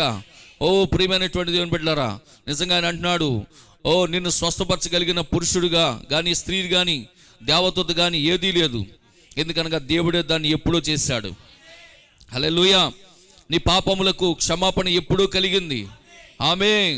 అబ్రహాము తన కాలంలో చాలా గుర్తులు చూశాడు, అయితే చివరి కాలంలో ఒక సూచన ఈ కాలంలోకి ఇవ్వబడింది. హల్లెలూయా, దేవునికి స్తోత్రం కలుగును గాక. కనుక ప్రియమైనటువంటి దేవుని బిడ్డలారా, ఇప్పుడు ఒక్కసారి మళ్ళీ మనం ప్రకటన గ్రంథంలోకి వెళ్దాం. ఒకసారి ప్రకటన గ్రంథంలోకి రండి. ఆ 12వ అధ్యాయం 7వ వాక్యం. అంతటా పరలోకమందు ఒక యుద్ధము జరిగింది. మిఖాయేలును అతని దూతలను యుద్ధము చేయవలనని ఉండగా ఆ ఘట సర్పమును దాని దూతలను యుద్ధము చేశారు కానీ గెలవలేకపోయారు గనుక వాడికి ఇంకా అక్కడ స్థలం అనేది లేకపోయింది. దేవునికి స్తోత్రం, హల్లెలూయా. కనుక పిల్లరా చూడండి, ఇక్కడ ప్రవక్త కొన్ని మాటలు చెప్తున్నాడు. మరి మానవులను సృజించక మునిపే దేవుడు దేవదూతలను సృజించాడు. ఆది అందు దేవుడు భూమి ఆకాశములు సృజించునని మోషే చెప్తున్నాడు. ఆది అందు దేవుడు అని మోషే చెప్తున్నాడు. కానీ అదే మాటను యోహాను ఏమంటున్నాడు తెలుసా? ఆది అందు వాక్యం ఉండెను. అంటే సృష్టి ఎవరు చేశారంటే వాక్యమే, పలుకుబడిన మాటయే మూల విత్తనమై ఉన్నది. కనుక ఇక్కడ మనం గమనించవలసింది ఏంటంటే, మానవులను దేవుడు సృజించక మునిపే దేవదూతలను దేవుడు సృష్టించాడు. హల్లెలూయా. అనగా మానవ యుగానికి ముందే దేవదూతల యుగం అనేది ఒకటి ఉన్నది. దేవదూతల పరిచర్య ఒకటి ఉంది. మానవుల పరిచర్యకు ముందే దేవదూతల పరిచర్య ఒకటి ఉన్నది. దేవునికి స్తోత్రం, హల్లెలూయా, దేవునికి మహిమ కలుగును గాక. దేవుడు మానవులను సృజించట్లో గల ముఖ్య ఉద్దేశం ఏమిటంటే ఆయనతో సహవాసము చేయాలని. రెండవది, ఆయన చేసిన సృష్టి అంతటి మీద పరిపాలన చేయాలని. దేవదూతల కంటే మానవులే గొప్పవారు. దేవదూతల కంటే మానవులే గొప్పవారు. కానీ ఈరోజు చాలామంది ఏమనుకుంటున్నారంటే దేవదూతలే చాలా గొప్పవి అనుకుంటున్నారు. కానీ దేవదూతలు కాదండి గొప్పవి. నిన్ను దేవదూతల కంటే గొప్పగా చేశాడు దేవుడు. హల్లెలూయా. దేవుని కంటే నిన్ను కొంచెం తక్కువగా చేశాడు. సృష్టి అంతటి మీద దేవుడు నీకు అధికారం ఇచ్చాడు. ఆమేన్. ఈ మాటను ఒకసారి మనం చదువుదాం. యెషయా గ్రంథం 9వ అధ్యాయం 6వ వాక్యం. మన పోయిన వారం చెప్పాను మీకు ఇది. యెషయా గ్రంథము 9వ అధ్యాయము 6వ వాక్యంలో చూసినట్లయితే, ఏలయనగా మనకు శిశువు పుట్టెను, మనకు కుమారుడు అనుగ్రహింపబడును, ఆయన భుజం మీద రాజ్యభారముండును. ఆమేన్. ఆయన భుజం మీద ఏముందంట? రాజ్యభారం ఉందంట. ఇప్పుడు చెప్పండి, లోకానికి అంతటికి భారం అంటే ఎక్కడుందని తెలియదు, చాలామంది తెలియదు. కానీ ఇక్కడ ప్రవక్త ఒక మాట చెప్తున్నాడు, ఆయన భుజం ఎవరో కాదు కానీ ఆయన భార్య ఆయన భుజం అయ్యిందంట. అవునా కదా? ఇక్కడి నుంచి శరీరం ఎంత ఎవరు? సంఘం. ఇక్కడి నుంచి ఎవరు చెప్పండి? ఇక్కడి నుంచి ఇదంతా శరీరం, ఆయన భార్య. ఇక్కడి నుంచి శిరస్సు ఆయన. చూడండి, ఇక్కడ ఈ మాట మనం గమనించినట్లయితే ఆయన తల మీద రాజ్యభారం ఉండనని లేదు. ఆయనకి కిరీటం ఇవ్వబడింది, ఆయనకి కిరీటం ఇవ్వబడింది. కానీ భారం అంతా ఎక్కడుందంటే భుజం మీద ఉంది. అంటే భుజం ఎవరై ఉన్నారు? యేసుక్రీస్తు భార్య అయి ఉన్నారు. అంటే రాజ్యభారం ఎవరి మీద ఉంది? ఇప్పుడు ఆయన భార్య మీద ఉంది. ఆమేన్, హల్లెలూయా. కనుక పిల్లరా, నిజంగా 1000 ఏళ్ల పరిపాలన అంటే ఆ భారం ఏంటి? ఆ రాజ్యభారం ఏంటి? 1000 ఏళ్ల పరిపాలనే ఆ రాజ్యభారమైనది. ఆయన వధువు పైనే ఉన్నది. దేవుడు ఆత్మస్వరూపే ఉన్నాడు. దేవునికి దేవదూతలకు మానవ శరీరాంటి లాంటివి లేవు. వింటున్నారా? దేవునికి లేదు, దేవదూతలకి అంటే మనం కలిగి ఉన్నటువంటి శరీరం లాంటి శరీరాలు వాళ్ళకి లేవు. ఎందుకంటే బైబిల్ చెప్తుంది దేవుడు ఆత్మస్వరూపైనాడు. దేవుడు ఆత్మ కనుక ఆయనను ఆరాధించేవారు కూడా ఆత్మతోనూ సత్యముతో ఆరాధించాలి. అంటే పిల్లలు గమనించండి, ఇక్కడ దేవునికి శరీరం అనేది లేదు, దేవదూతలకి శరీరం అనేది లేదు. మరి ఎవరికి శరీరాలు ఉన్నాయంటే మానవులమైన మనకే శరీరాలు ఉన్నాయి. మరి అక్కడ ఆదికాండములో 18వ అధ్యాయంలో అబ్రహాం దగ్గరికి వచ్చినప్పుడు దేవుడికి శరీరం ఎలాగొచ్చిందంటే సృజించుకున్నాడు. ఆయన సృజించుకున్నాడు. ఆయనకి కావాలని 3 శరీరాలను చేశాడు. ఆయనకి కావాలని ఏం చేశాడు? 3 శరీరాలను చేసుకున్నాడు.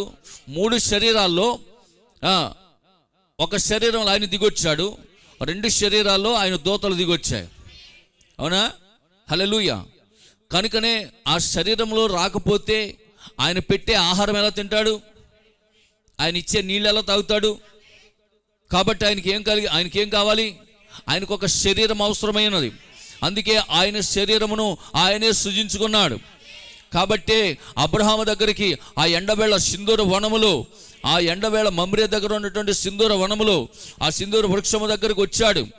వచ్చి అబ్రహాము దగ్గరికి వచ్చాడా? అప్పుడు ఆయన ఏమన్నాడు? ప్రభువా అన్నాడా లేదా?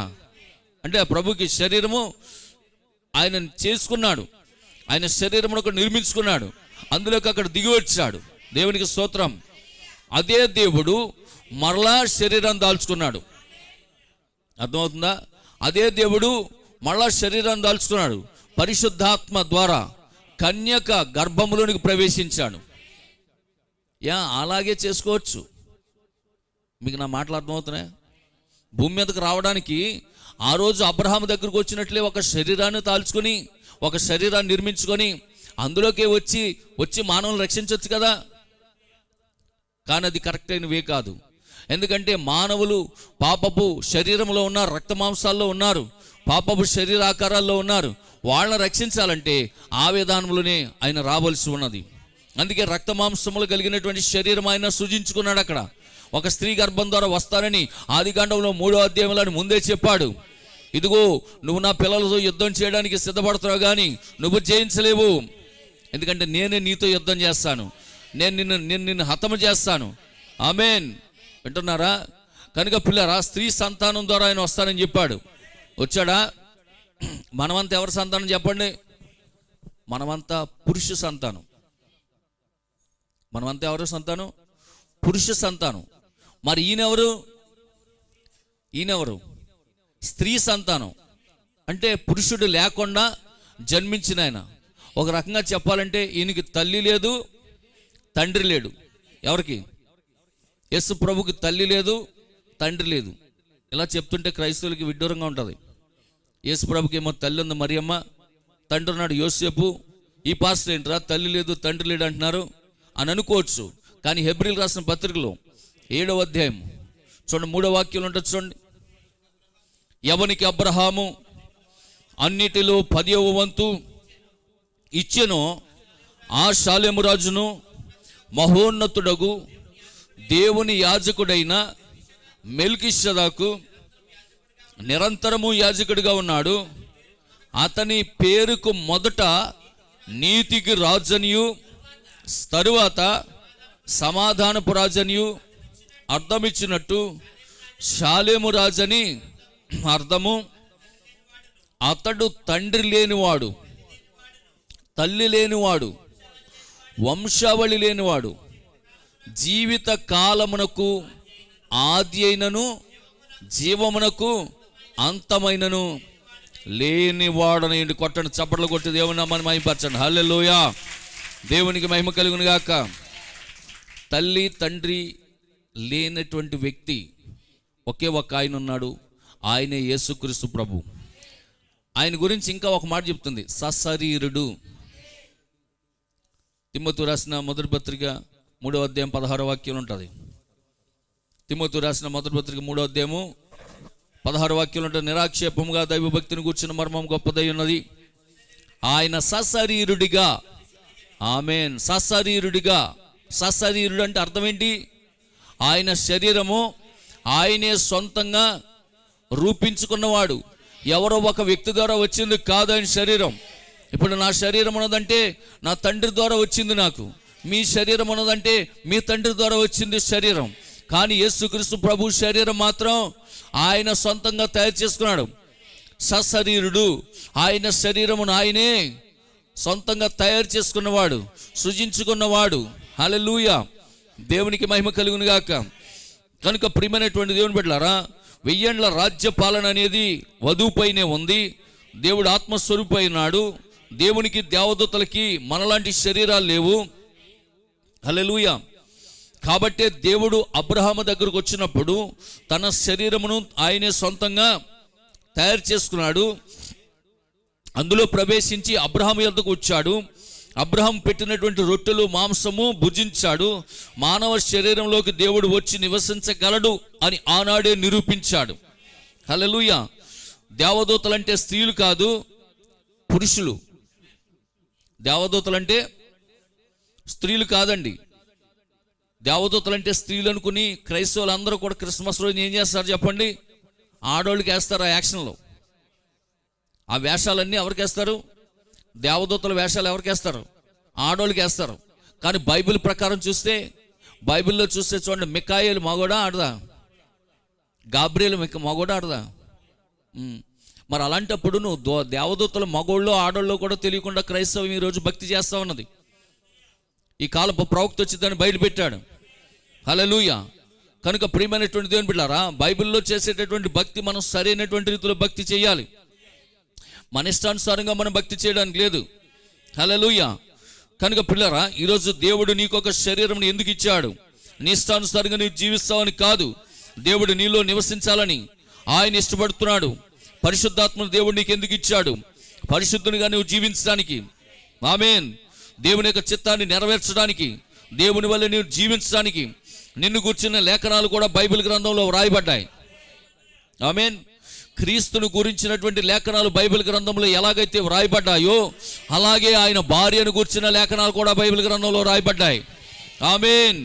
ఆయన గురించి ప్రవచించినటువంటి ప్రవచనాలు, యెషయా ప్రవచించిన, మీకా ప్రవచించిన, యెహెజ్కేలు ప్రవచించిన, జకరియా ప్రవచించిన, ఎందరు ప్రవక్తలు యేసుక్రీస్తు ప్రభువారిని గురించి ప్రవచించిన ప్రతి లేఖనానుసారంగా దేవుడు భూమి మీదకి వచ్చాడు.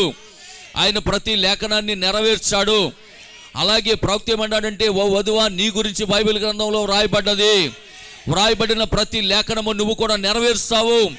ఎప్పుడు నువ్వు ఆ విధంగా నెరవేర్చగలుగుతావంటే నువ్వు క్రీస్తులో ఒక భాగమైనప్పుడు. హల్లెలూయా. నువ్వు ఎన్ని శ్రమలైనా తట్టుకోగలుగుతావు, ఎన్ని కష్టాలు వచ్చినా తట్టుకోగలుగుతావు, ఎన్ని నిందలు వచ్చినా తట్టుకోగలుగుతావు. ఎందుకంటే ఆ నిందలు ఆయన అప్పుడే భరించాడు, ఆ శ్రమలు ఆయన అప్పుడే భరించాడు. కాబట్టి ఆయన వధువు కూడా భరించి తీరుతుంది. ఆయన వాక్యాన్ని ఆయన నెరవేర్చాడు, పరిపూర్ణంగా నెరవేర్చాడు ఆయన. ఈరోజు ఆయన వధువు కూడా అంతే, పరిపూర్ణంగా నెరవేరుస్తా ఉన్నది. ఈ వాక్యం నాది కాదు అని అన్నడు చెప్పలేదు, ఇది నేను చేయలేదని చెప్పలేదు పిల్లారా. హల్లెలూయా. దేవునికి మహిమ కలుగును గాక. కన్యక గర్భవతి కుమారుని కనుడంటే ఆ గర్భం ధరించిన స్త్రీ మరియా, అయ్యా నేను ఈ నిందలు భరించలేనని చెప్పలేదు. హల్లెలూయా. అయ్యా ఇన్ని అవమానాలు నేను భరించలేనని చెప్పలేదామే. నిందలు భరించడానికి సిద్ధపడ్డదామే, అవమానాలు భరించడానికి సిద్ధపడ్డదామే. ఆ వధువు ఎక్కడ ఉన్నదా ఈరోజు? క్రీస్తు కొరకు, ఆ భర్త కొరకు ఆయన వధువుగాని ఉంటే ఎన్ని నిందలైనా భరించాలి, ఎన్ని కష్టాలు వచ్చినా సహించాలి. హల్లెలూయా. అవమానాలను తట్టుకుంటూ. ఆమేన్. ఎందుకంటే ఆయన వాక్యమై ఉన్నాడు. నీవు వాక్యమై ఉంటే ఆ వాక్యంలో నువ్వు ఒక భాగమై ఉంటే నీవు కూడా దాన్ని తట్టుకోగలుగుతావు. నువ్వు ఆ నిందలను అవమానాలను భరించగలుగుతావు. హల్లెలూయా, దేవునికి స్తోత్రం కలుగును గాక. వింటున్నారా పిల్లరా? ఆయన వాక్యం అయితే నువ్వు వాక్యమే. బైబిల్ గ్రంథంలో నీ కొరకు నా కొరకు ఎన్నో లేఖనాలు రాయబడ్డాయి. అవునా? నువ్వు దాన్ని గుర్తించాలి. ఆ రెబెకా ఎవరో కాదు, ఆ రెబెకా ఎవరో కాదు, నేనే అని చెప్పగలగాలి. ఆ రూత్ ఎవరో కాదు, నేనే అని చెప్పగలగాలి. ఆ రాహాబ్ ఎవరో కాదు, నేనే అని చెప్పగలగాలి. వింటున్నారు పిల్లరా? దేవునికి స్తోత్రం, దేవునికి మహిమ కలుగును గాక. రెబెకా గురించి చదువుతుంటే, ఎస్తేరు గురించి చదువుతుంటే, రూత్ గురించి చదువుతుంటే, ఆమేన్, రాహాబు గురించి చదువుతుంటే నీ జీవితం వాళ్ళ జీవితాల్లో కనబట్టలేదా? మరి నీ లేఖనాలు కాదావి? మరి నువ్వు నెరవేర్చవా వాక్యం? దేవునికి స్తోత్రం, హల్లెలూయా. కనుక ప్రియమైనటువంటి దేవుని బిడ్డలారా, ఇక్కడ ప్రవక్త చెప్తున్నాడు, మరి అక్షయమైన దాని కొరకు మనం పోరాడుచూ ఉన్నాము. అక్షయమైనటువంటి శరీరం, ఈ శరీరము క్షయమైపోతుంది. ఈ కనబడే శరీరం ఒకరోజు పాతి పెట్టబడుతుంది.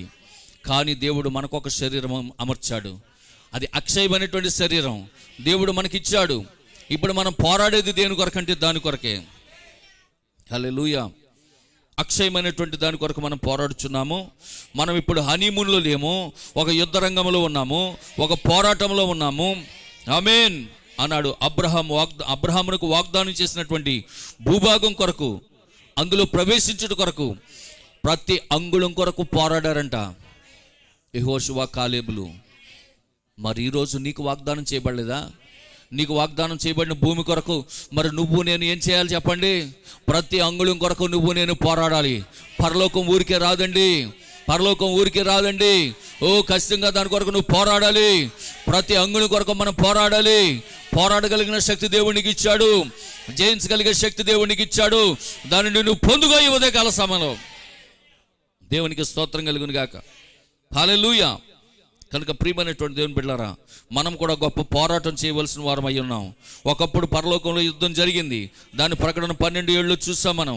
ఇప్పుడు ఒకసారి రండి, ప్రసంగి 12:13 చూడండి. ప్రసంగి గ్రంథంలో 12:13 చూడండి. 12వ అధ్యాయం 13వ వాక్యం. ఇదంతయు వినిన తర్వాత తేలిన ఫలితార్థం ఇదే: దేవుని యందు భయభక్తులు కలిగి ఉండి ఆయన కట్టడలను అనుసరించుచు నడుచుచుండవలనని మానవ కోటికి ఇది ఏ విధి. ఆయన కట్టడలను అనుసరించాలి, ఆయన మాట వినాలి, ఆయన ఆజ్ఞలు గైకొనాలి. ఇదే మానవ కోటి అంతటికి విధి. ఎందుకంటే అక్కడ దేవదూతలు దాన్ని తప్పిపోయినాయి. ఏదైతే దేవుడు దేవదూతలకి ఆ పరలోకంలో విధించాడో దానిని అవి తప్పిపోయినాయి. అందుకే దేవుడు మళ్ళా నీకొక ఆజ్ఞ ఇస్తా ఉన్నాడు, నీకొక విధిని నియమించాడు. ఇక్కడ మానవ కోటి అంతటికి ఒకటే విధి అంటున్నాడు. ఏంటదంటే యెహోవా యందు నువ్వేం చేయాలి? దేవుని యందు భయభక్తులు కలిగి ఉండాలి, ఆయన కట్టడలను అనుసరించాలి, ఆయన ఆజ్ఞలను పాటించాలి, ఆయన చిత్తానుసారంగా జీవించుకోవాలి. ఇదంతా కూడా మానవ కోటికి అంతటికి కూడా ఇదే విధి అంటున్నాడు. యెహెజ్కేలు గ్రంథం 18వ అధ్యాయము 30వ వాక్యం. యెహెజ్కేలు గ్రంథం 18:30 త్వరగా చదవండి, నేను ముగిస్తాను. యెహెజ్కేలు గ్రంథం. కాబట్టి ఇశ్రాయేలులారా, ఎవని ప్రవర్తనను బట్టి వానికి శిక్ష విధింతును. ఆమేన్. లూసిఫర్ గారి యొక్క ప్రవర్తన బాగోలేదు కాబట్టి పరలోకంలో నుండి ఏం చేశాడు? త్రోసివేయబడ్డాడు. వాడి ప్రవర్తన బాగుండుంటే, వాడి ప్రవర్తన మంచిగా ఉంటే, వాడి ప్రవర్తన దేవుని దృష్టిలో యథార్థమైనదిగా ఉంటే ఆనాడు దేవుని వద్దనే ఉండును వాడు. కానీ వాడు లోపల ఏం చేసుకున్నాడంట? వాడు లోపల గర్వం పెంచుకున్నాడంట. దేవుని కంటే నేను ఏమాత్రం తక్కువ వాడిని అనుకున్నాడంట. ఆ కుర్చీ లాంటి కుర్చీ నాకేస్తే ఏం పోయింది అనుకున్నాడంట. పోనా కుర్చీలో కూర్చోపోతే పక్కనైనా కుర్చీ నాకు వేయొచ్చు కదా అనుకున్నాడంట. వింటున్నారా? వాడు లోపల గర్వం పెంచుకున్నాడు. దేవుని కంటే ఎక్కువ సుఖానుభవం కోరుకున్నాడు వాడు. హల్లెలూయా. వాడికి ఇచ్చిన అందం కంటే, వాడికి ఇచ్చిన ఐశ్వర్యం కంటే ఎక్కువ వాడు కోరుకుంటూ ఉన్నాడు. నా ప్రియమైనటువంటి దేవుని బిడ్డలారా, ఈరోజు దేవుడు మనకి ఇచ్చిన వాటి కంటే ఎక్కువ మనం కోరుకోకూడదు. దేవుడు మనకిచ్చిన వాడితో సంతృప్తి పడాలి. హల్లెలూయా. అదే క్రైస్తవ భక్తి జీవితమై ఉన్నది. దేవునికి స్తోత్రం. కనుక అన్నాడు, ఎవని ప్రవర్తనను బట్టి వానిని నేను శిక్షింతును అంటున్నాడు. కాబట్టి మన ప్రవర్తన ఎలాగున్నది, మన జీవితాలు ఎలాగున్నాయి? ఎందుకు ఒక దినాన పరలోకంలో యుద్ధం జరిగింది? ఆమేన్. అతడి యొక్క జీవితంలో యథార్థత లేనందువల్లే, అతడిలో గర్వం పెరిగినందువల్లే, అతడిలో అసూయ పెరిగినందువల్లే కాబట్టి అక్కడ యుద్ధం జరిగింది. అక్కడి నుంచి వాడు గెంటి వేయబడ్డాడు. రోమపత్రిక 14:10, రోమపత్రిక 14:10 వాక్యం త్వరగా.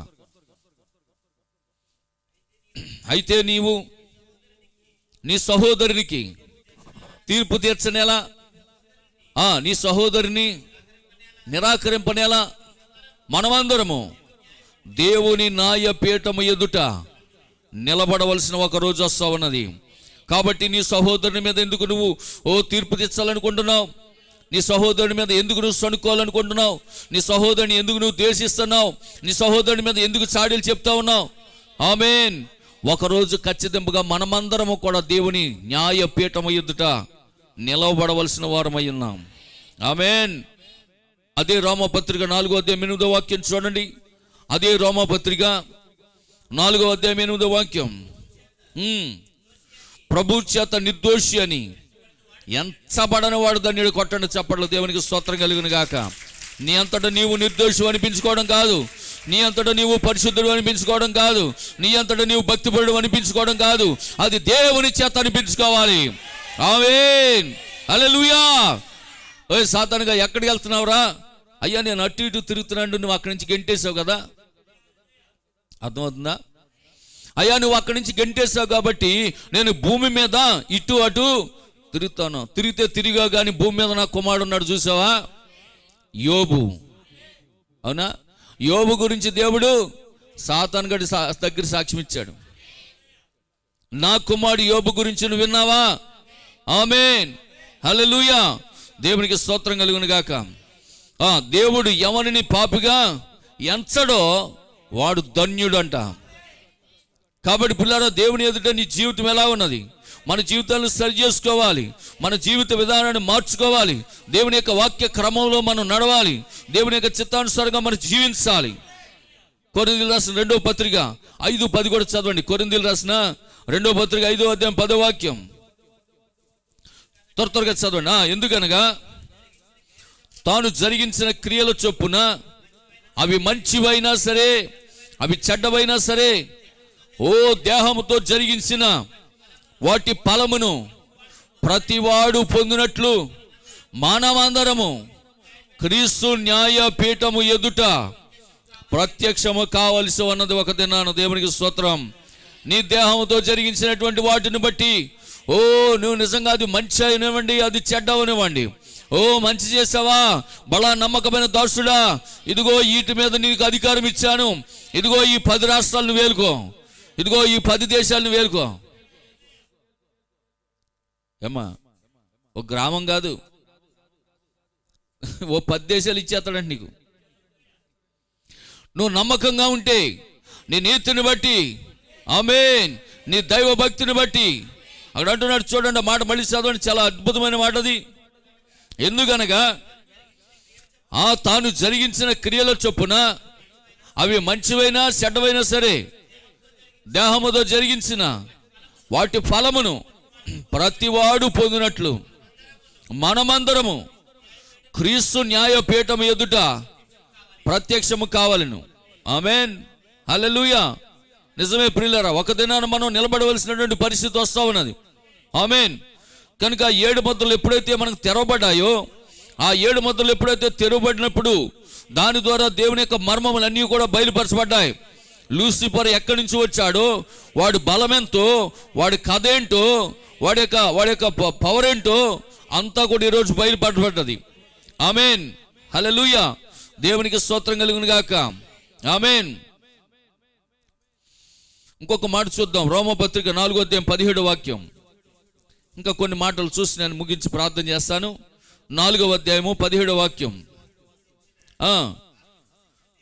తాను విశ్వసించిన దేవుని ఎదుట, అనగా మృతులను సజీవులుగా చేయవాడు, లేని వాటిని ఉన్నట్టుగానే పిలుచువాడునైనా దేవుని ఎదుట అతడు మనకందరికీ తండ్రి అయి ఉన్నాడు.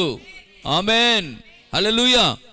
చూడండి పిల్లరా, దేవుడు ఏమై ఉన్నాడు అన్న సంగతి ఈరోజు ప్రతి క్రైస్తవుడు తెలుసుకోవాలి. అబ్రహాం ఒక రోజును గుర్తించాడు దేవుడు ఏమై ఉన్నాడు అన్న సంగతి. ఎందుకంటే అబ్రహాముని ఒక దినాన్న దేవుడు పిలిచాడు, అబ్రహామా, నీ ఒక్కగానొక్క కుమారుని ఇదిగో ఆ మోరియా పర్వతం మీద తీసుకెళ్ళి నాకు బలి అన్నాడు. అప్పుడు భయపడ్డాడు. అయితే ఒక విషయం అబ్రహాముకు తెలుసు, ఎందుకంటే ఆయన్ని పిలిచిన దేవుడు ఆమేన్ మృతులను చెప్పాలి సజీవులుగా చేయగలిగిన దేవుడని అబ్రహాము నమ్మాడు. ఆమేన్. ఒకవేళ నా కుమారుని మోరియా పర్వతం మీద బలి ఇచ్చిన మృతుడైనటువంటి నా కుమారుణ్ణి మళ్ళా తిరిగి బతికించగలిగిన దేవుడిని నేను ఆరాధిస్తా ఉన్నాను. హల్లెలూయా, దేవునికి స్తోత్రం కలుగును గాక. ఆమేన్. 21వ వాక్యం చదవండి. మరియు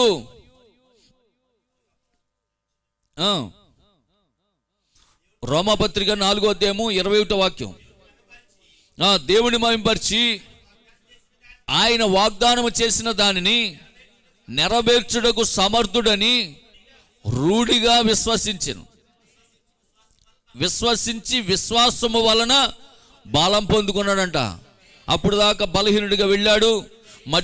మధ్యలో ఆ వాగ్దానాలన్నింటినీ కూడా నెమరు వేసుకుంటూ వెళ్తున్నాడు. దేవుడేంటి ఇలా చేశాడేంటి, నన్ను నేనేమన్నా ఇమ్మని అడిగానా కొడుకుని, కానీ నాకు ఇచ్చాడు. లేక వృద్ధాప్యంలో ఒక కుమారునిచ్చాడు.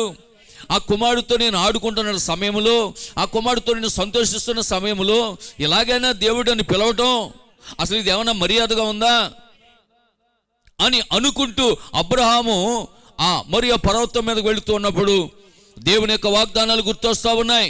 వాగ్దానం చేసిన వాడు నమ్మదగిన వాడు. ఇదిగో నా కుమారుడా, నీ సంతానమును రేణువులు విస్తరింపచేస్తానని వాగ్దానం చేసిన దేవుడు ఆయన. వాగ్దానం చేసిన వాడు నమ్మదగిన వాడని అబ్రహాము ఎంచుకున్నాడు గనుక నా కుమారుని ఎలాగైనా బ్రతికించగలుగుతాడు. మృతులను సజీవులుగా చేయగలిగిన దేవుడు కాబట్టి నా కుమారుని బ్రతికిస్తాడు. నా కుమారులోని ఇస్సాకు, నా కుమారుడు అయినటువంటి ఇస్సాకులో నుంచే, ఆ సంతానంలో నుంచే ఇసుక రేణువుల వలె జనాన్ని విస్తరింపగలిగిన సమర్థుడు నా దేవుడు, నేను నమ్మిన దేవుడు అని నమ్మాడు అబ్రహాం. హల్లెలూయా, దేవునికి స్తోత్రం కలుగును గాక. కనుక తాను వెంబడించుతున్నటువంటి దేవుడు మృతులను సజీవులుగా చేయగలవాడు, వాగ్దానం చేసి నెరవేర్చగలిగిన సమర్థుడు. అందుకే తన కుమారుని ఇస్సాకును బలి ఇవ్వడానికి వెను తిరగలేదు. ఆమేన్. ప్రవక్త అంటున్నాడు, నీకున్న వ్యాధి ఏదైనా కావచ్చు, నీకున్న సమస్య ఏదైనా కావచ్చు, పరిస్థితులు నీకు ఎంత వ్యతిరేకమైనా కావచ్చు, ఓ దేవుడు తన మాటను నెరవేర్చునని నువ్వు నమ్మాలి. హల్లెలూయా. మీకు విషయం తెలుసా, మీ స్వస్థత, మీ రక్షణ, మీ విమోచన ఆల్రెడీ జరిగిపోయిన కార్యాలు. ఇప్పుడు నీకు వ్యాధి రావటం కాదు, ఇప్పుడు నువ్వు స్వస్థపడటం కాదు, ఇప్పుడు నువ్వు రక్షించబడటం కాదు. నీ రక్షణ, నీ విమోచన, నీ స్వస్థత ఆల్రెడీ జరిగిపోయిన కార్యాలయే. దానిని నువ్వు పొందుకోవడమే. హల్లెలూయా. అబ్రహాము తన విశ్వాసం బట్టి ఎలాగైతే పొందుకున్నాడో, నా ప్రియ దేవుని బిడ్డలారా, ఈ మధ్యాహ్న కాల సమయంలో నీ విశ్వాసం బట్టి నీ స్వస్థత పొందుకొని వెళ్ళు. హల్లెలూయా. నీ విశ్వాసాన్ని బట్టి నీ రక్షణ పొందుకొని వెళ్ళు. నీ విశ్వాసాన్ని బట్టి నీ విమోచన పొందుకొని వెళ్ళు. ప్రవక్త అంటున్నాడు, ఆ కార్యాలన్నీ జరిగిపోయినాయి అంటాయి. నీ స్వస్థత, నీ రక్షణ, నీ విమోచన, ఆ కార్యాలన్నీ జరిగిపోయినాయి అంటాయి. హల్లెలూయా. ఎందుకంటే మన దేవుడు భూత వర్తమాన భవిష్యత్తు కాలంలో ఉండు దేవుడు. ఆయన ఉన్నవాడు, అనువాడన్న దేవుడు. ఏది చెయ్యాలో ఏది చేయకూడదో అన్నీ తెలిసిన దేవుడు ఆయన. హల్లెలూయా. దేవునికి స్తోత్రం, దేవునికి మహిమ కలుగును గాక.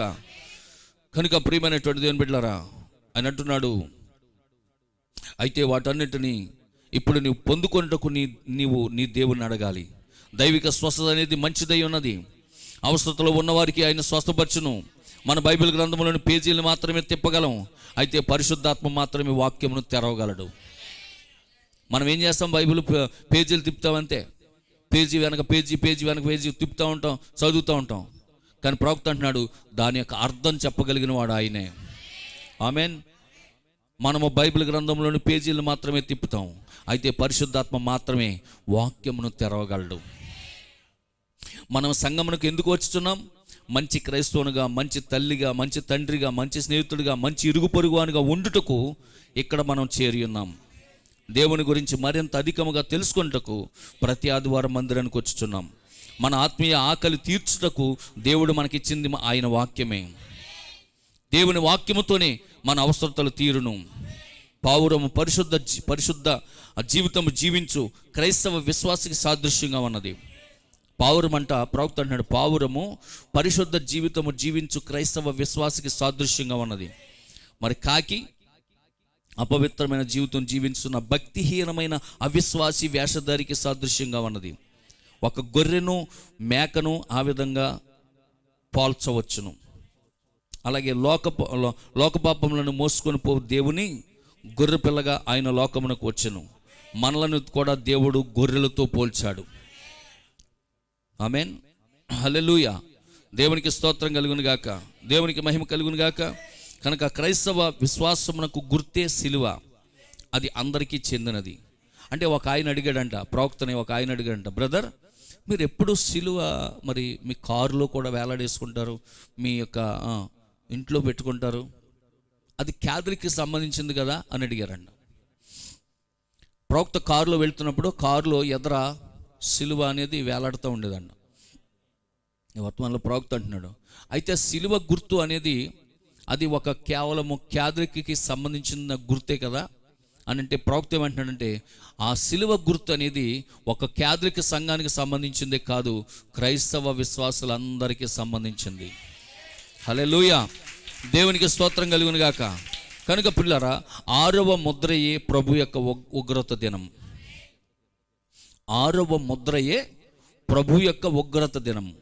తీర్పునకు ఈ లోకము ఎదురు చూస్తూ ఉన్నది. అయితే అదే సమయంలో గొర్రెపిల్ల రక్తము ద్వారా కొందరు నీతిమంతులుగా తీర్చబడ్డారు. ఐగుప్తు మీద తీర్పులు కుమ్మరించబడుతున్నప్పుడు ఇశ్రాయేలీయులు గోషేనులో సురక్షితంగా ఉన్నారు. వారు కనాను వెళ్ళిపోయేటకు సిద్ధముగా ఉన్నారు. ప్రస్తుతం మన మధ్య అదే జరుగుతుందా? నేను ఒక విషయం చెప్పి ముగిస్తాను. ఇశ్రాయేలీయుల యొక్క విమోచన దగ్గర పడింది. ఇశ్రాయేలీయుల యొక్క విమోచన దగ్గర పడింది. వాళ్ళు విమోచించబడతారు అన్న సంగతి, విమోచించబడాలనే సంగతి, ప్రార్థించాలనే ఉద్దేశం వాళ్ళ కలిగే లేరు అసలు. ఎందుకంటే వాళ్ళకి ఎలాగుంది ఐగుప్తులో చెప్పాలి, కీరదోసకాయలంట, ఉల్లి వెంట, ఇంకేంటి మాంసం, చేపలు అన్నీ దొరుకుతున్నాయంట అక్కడ. సమయానికి అన్నీ దొరుకుతున్నాయి. ఏమాత్రము కూడా వారికి చెప్పండి కొదువ లేదు, ఏమంటారు దాన్ని, కరువు లేదు, సమృద్ధిగా దొరుకుతున్నాయి. అలాంటి సమయంలో వాళ్ళు విమోచన అన్న సంగతే మర్చిపోయారంట. దేవుడు వాళ్ళకి ఇచ్చిన వాగ్దానాన్ని మర్చిపోయారు. కానీ దేవుడు ఆ వాగ్దానాన్ని మర్చిపోలేదు. అందుకే దేవుడు విమోచకుని పంపించాడు, ప్రవక్త మోషేని పంపించాడు. అవును కదా? ఈరోజు కూడా అంతే. క్రైస్తవ విశ్వాసులమైన మనము, భూమి మీద ఉన్నటువంటి వారు, మనకు ఒక విమోచన అనేది ఉందని, దేవుడు త్వరగా రావాలని, మళ్ళీ విమోచించాలని, ఆయన తీసుకెళ్లాలని ప్రార్థనే చేయట్లేదు. అందుకే మరణాత అని రాయించాడు దేవుడు బైబిల్లో. దాని అర్థం ఏంటి? యేసు త్వరగా రమ్ము. అలా మీరు ప్రార్థన చేస్తారేమో అని యేసు ముందు రాయించాడు. కానీ ఎవరు కూడా మరణాత, యేసు త్వరగా రమ్ము అని ఎవరు అడగట్లేదు. ఆమేన్. ఇక్కడ ప్రవక్త ఏమంటున్నాడు, ఆ రోజు ఐగుప్తులో ఉన్నటువంటి ఇశ్రాయేలీయులు ఎలాగైతే మరి రమ్మని అడగట్లేదు. ఆ ఫ్యాన్ అయినా, ఆ ఫ్యాన్ అయింది అక్కడ. ఎవరికైనా ఫ్యాన్లు కావాలి తేయండి. చల్లగా ఉందని ఎవరు ఫ్యాన్లు వేసుకోవడం మానేస్తారు. ఇక్కడ కూడా ఈ ఫ్యాన్ కూడా ఏంటి, పిల్లలు ఉన్నారు, వింటున్నారా? దేవునికి స్తోత్రం, హల్లెలూయా, దేవునికి మహిమ కలుగును గాక. కనుక పిల్లరా, ఆ రోజు ఐగుప్తులో ఉన్నటువంటి ఇశ్రాయేలీయులు ఎలాగైతే విమోచించబడాలి, రక్షించబడాలి అనేటటువంటి ఆలోచన లేకుండా వారి జీవితాలను జీవిస్తున్నారో, అలాగే ఈరోజు లోకంలో ఉన్నటువంటి మనుషులు కూడా మనం పరలోకం వెళ్ళాలనే ఆలోచనే మర్చిపోయి చాలామంది ఇక్కడే జీవిస్తూ ఉన్నారు. హల్లెలూయా. సరిగ్గా అదే సమయంలో ప్రవక్తను పంపించాడు. జాగ్రత్త గమనించండి, ప్రవక్త మాట వాళ్ళు అంగీకరించలేదు.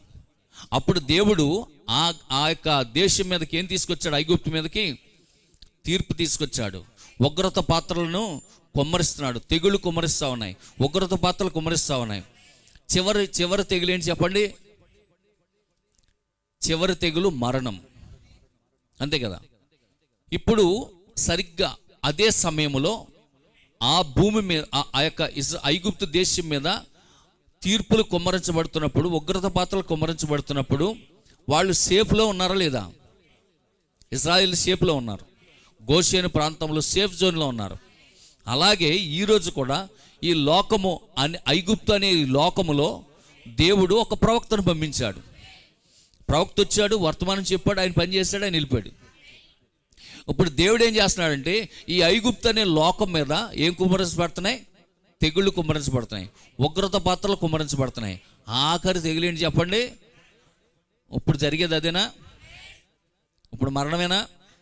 ఎక్కడ చూసినా భయంకరమైనటువంటి మరణాలు, ఏ వీధిలో చూసినా ఫోటోలే, అన్ని ఫోటోలు కనబడుతున్నాయి. ఇప్పుడు ఎక్కడ చూసినా మరణ భయం. అంటే ఆఖరి తెగులు ఈరోజు లోకాన్ని తాగుతుంది, మరణము. హల్లెలూయా, దేవునికి స్తోత్రం కలుగును గాక. కనుక మనం ఎంత దగ్గరలో ఉన్నామో చూడండి, మన ఆత్మీయ యాత్రకు, మన పరలోకానికి చేరుకోవడానికి, ఆ ప్రభు యొక్క సన్నిధానంకి వెళ్ళిపోవడానికి మరి మనం ఎంత దగ్గరలో ఉన్నామో చూడండి. దేవునికి స్తోత్రం, దేవునికి మహిమ కలుగును గాక. కనుక ఇక్కడ ప్రవక్త ఏమంటే 6వ ముద్రయే ప్రభు యొక్క ఉగ్రత. తీర్పు కొరకు లోకము ఎదురు చూచున్నది. అయితే అదే సమయంలో గొర్రెపిల్ల రక్తం ద్వారా కొందరు నీతిమంతులుగా తీర్చబడ్డారు. ఐగుప్తు మీద తీర్పులు కుమ్మరించబడుతున్నప్పుడు ఇశ్రాయేలు గోషెన్లో సురక్షితంగా ఉన్నారు.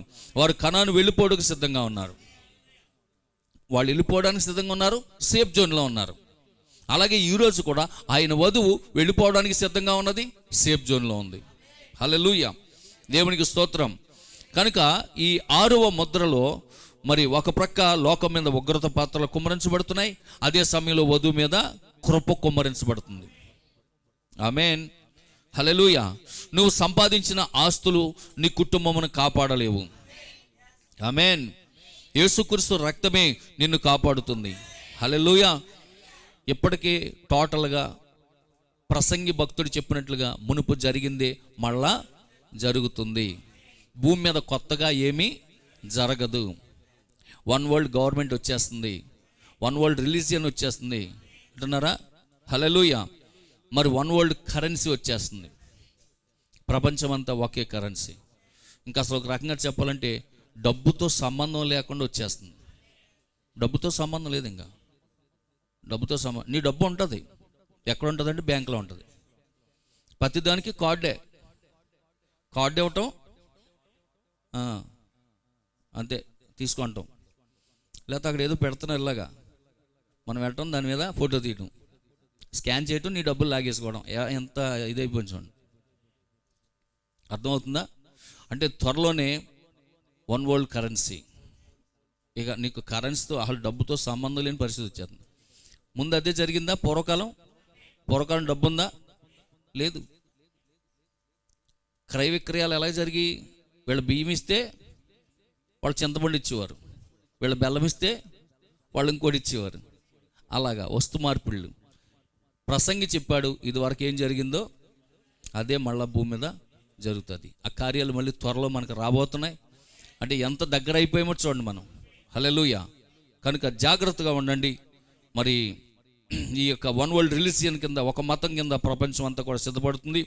ప్రపంచాన్ని దేవుడు శిక్షించబోతున్నాడు. అలాంటి దినాల్లో మనం జీవిస్తూ ఉన్నాం. మనం పైకి కొనుపోబడే కాలంలో జీవించున్నాం.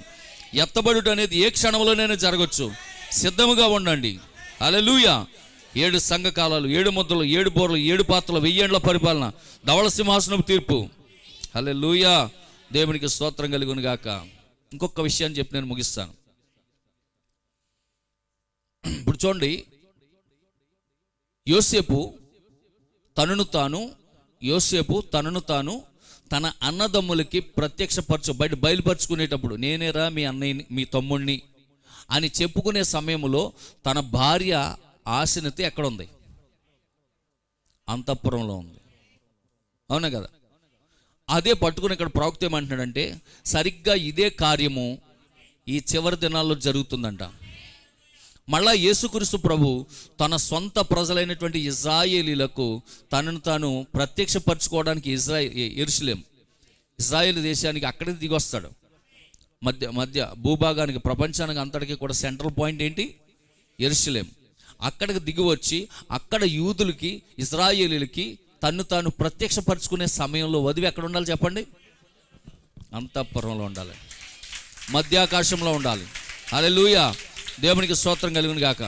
మరి ఇశ్రాయేలీయులు ఎంత నమ్మకమో తెలిసినప్పుడు వాళ్ళు దేవుడు తిరిగి భూమి మీదకి వస్తున్నాడని, మెస్సయ్య రాబోతున్నాడని వారు సొంత దేశాలు విడిచిపెట్టేసి, అంటే ఎక్కడ వాళ్ళు వెళ్ళినటువంటి అన్య దేశాలకి చెదరగొట్టబడినటువంటి వారు అందరూ కూడా వాళ్ళు మళ్ళీ తిరిగి వాళ్ళ సొంత దేశానికి ఆల్రెడీ వచ్చేసారు. వచ్చేయడమే కాదు, ఇప్పుడు మూడవసారి సొలొమోను దేవాలయాన్ని, మందిరాన్ని కట్టడానికి ఆల్రెడీ వస్తు సామాగ్రి అంతా కూడా సిద్ధం చేసేసారు.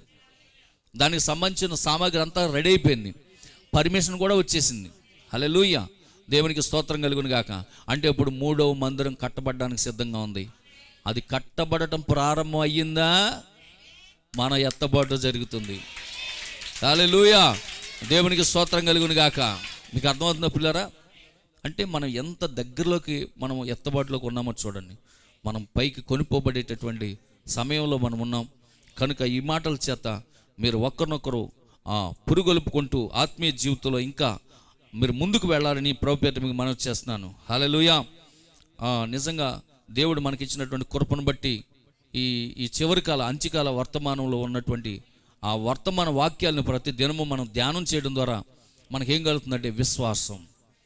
ప్రవక్త అన్నాడు, ఈ వర్తమానం మీకేం తీసుకొస్తుందంటే ఎత్తబడే విశ్వాసం తీసుకొస్తూ ఉంటుంది. కనుక ప్రతి వారము మీరు వింటున్న వర్తమానాలు ధ్యానం చేస్తూ ఉండగా మీకేం తీసుకురావాలంటే అది ఎత్తబడే విశ్వాసం తీసుకురావాలి. ఓకేనా? God bless you. దేవుడు మిమ్మల్ని దీవించును గాక. అందరూ కూడా లేచి నిలబడినట్లయితే ఒక చిన్న కోర్స్ సాక్ష్యం చెప్తా. ఓకే, ఒక్క నిమిషం ఉండండి. కట్టే. మరి మనం చివరి కాలంలో జీవిస్తున్నామా? ఈ అంత్యకాలంలో ఉన్నామా? ఎత్తబాటుకు మనం సిద్ధంగా ఉన్నామా? హల్లెలూయా. ఆవలి గట్టుకునేను చేరే సమయం, పునాదులు గల పట్టణము చూసే తరుణం. పాడదాం అందరూ కలిసి. ఆవలి గట్టుకు చేరే సమయం, పునాదులు గల ఆ పట్టణము చూసే తరుణం. పరలోక ప్రియునితో కలసి, పరలోక ప్రియునితో కలసి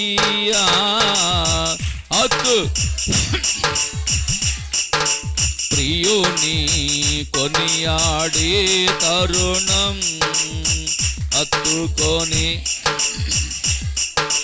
ప్రియుని కొనియాడే తరుణం. ఆవలి గట్టుకునేను చేరే సమయం. గ్లోరీ.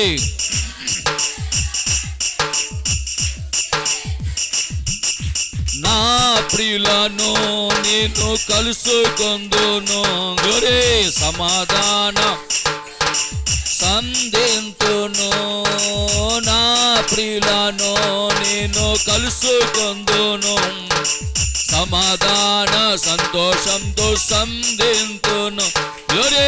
పరిశుద్ధుల సహవాసంతో సందడి జరుగుచుండగా ప్రాణప్రియుని ప్రేమలో పరవశమొందెదము. పరిశుద్ధుల సహవాసంలో గ్లోరీ సందడి జరుగు. ఓ ప్రాణప్రియుని ప్రేమలో పరవశమొందెదము. పరలోక ప్రియునితో కలసి, మనము పరలోక ప్రియునితో కలసి హత్తుకొనే సమయం, ప్రియుని కొనియాడే తరుణం. హత్తుకొనే సమయం, ప్రియుని కొనియాడే తరుణం. హత్తుకొనే సమయం. గ్లోరీ.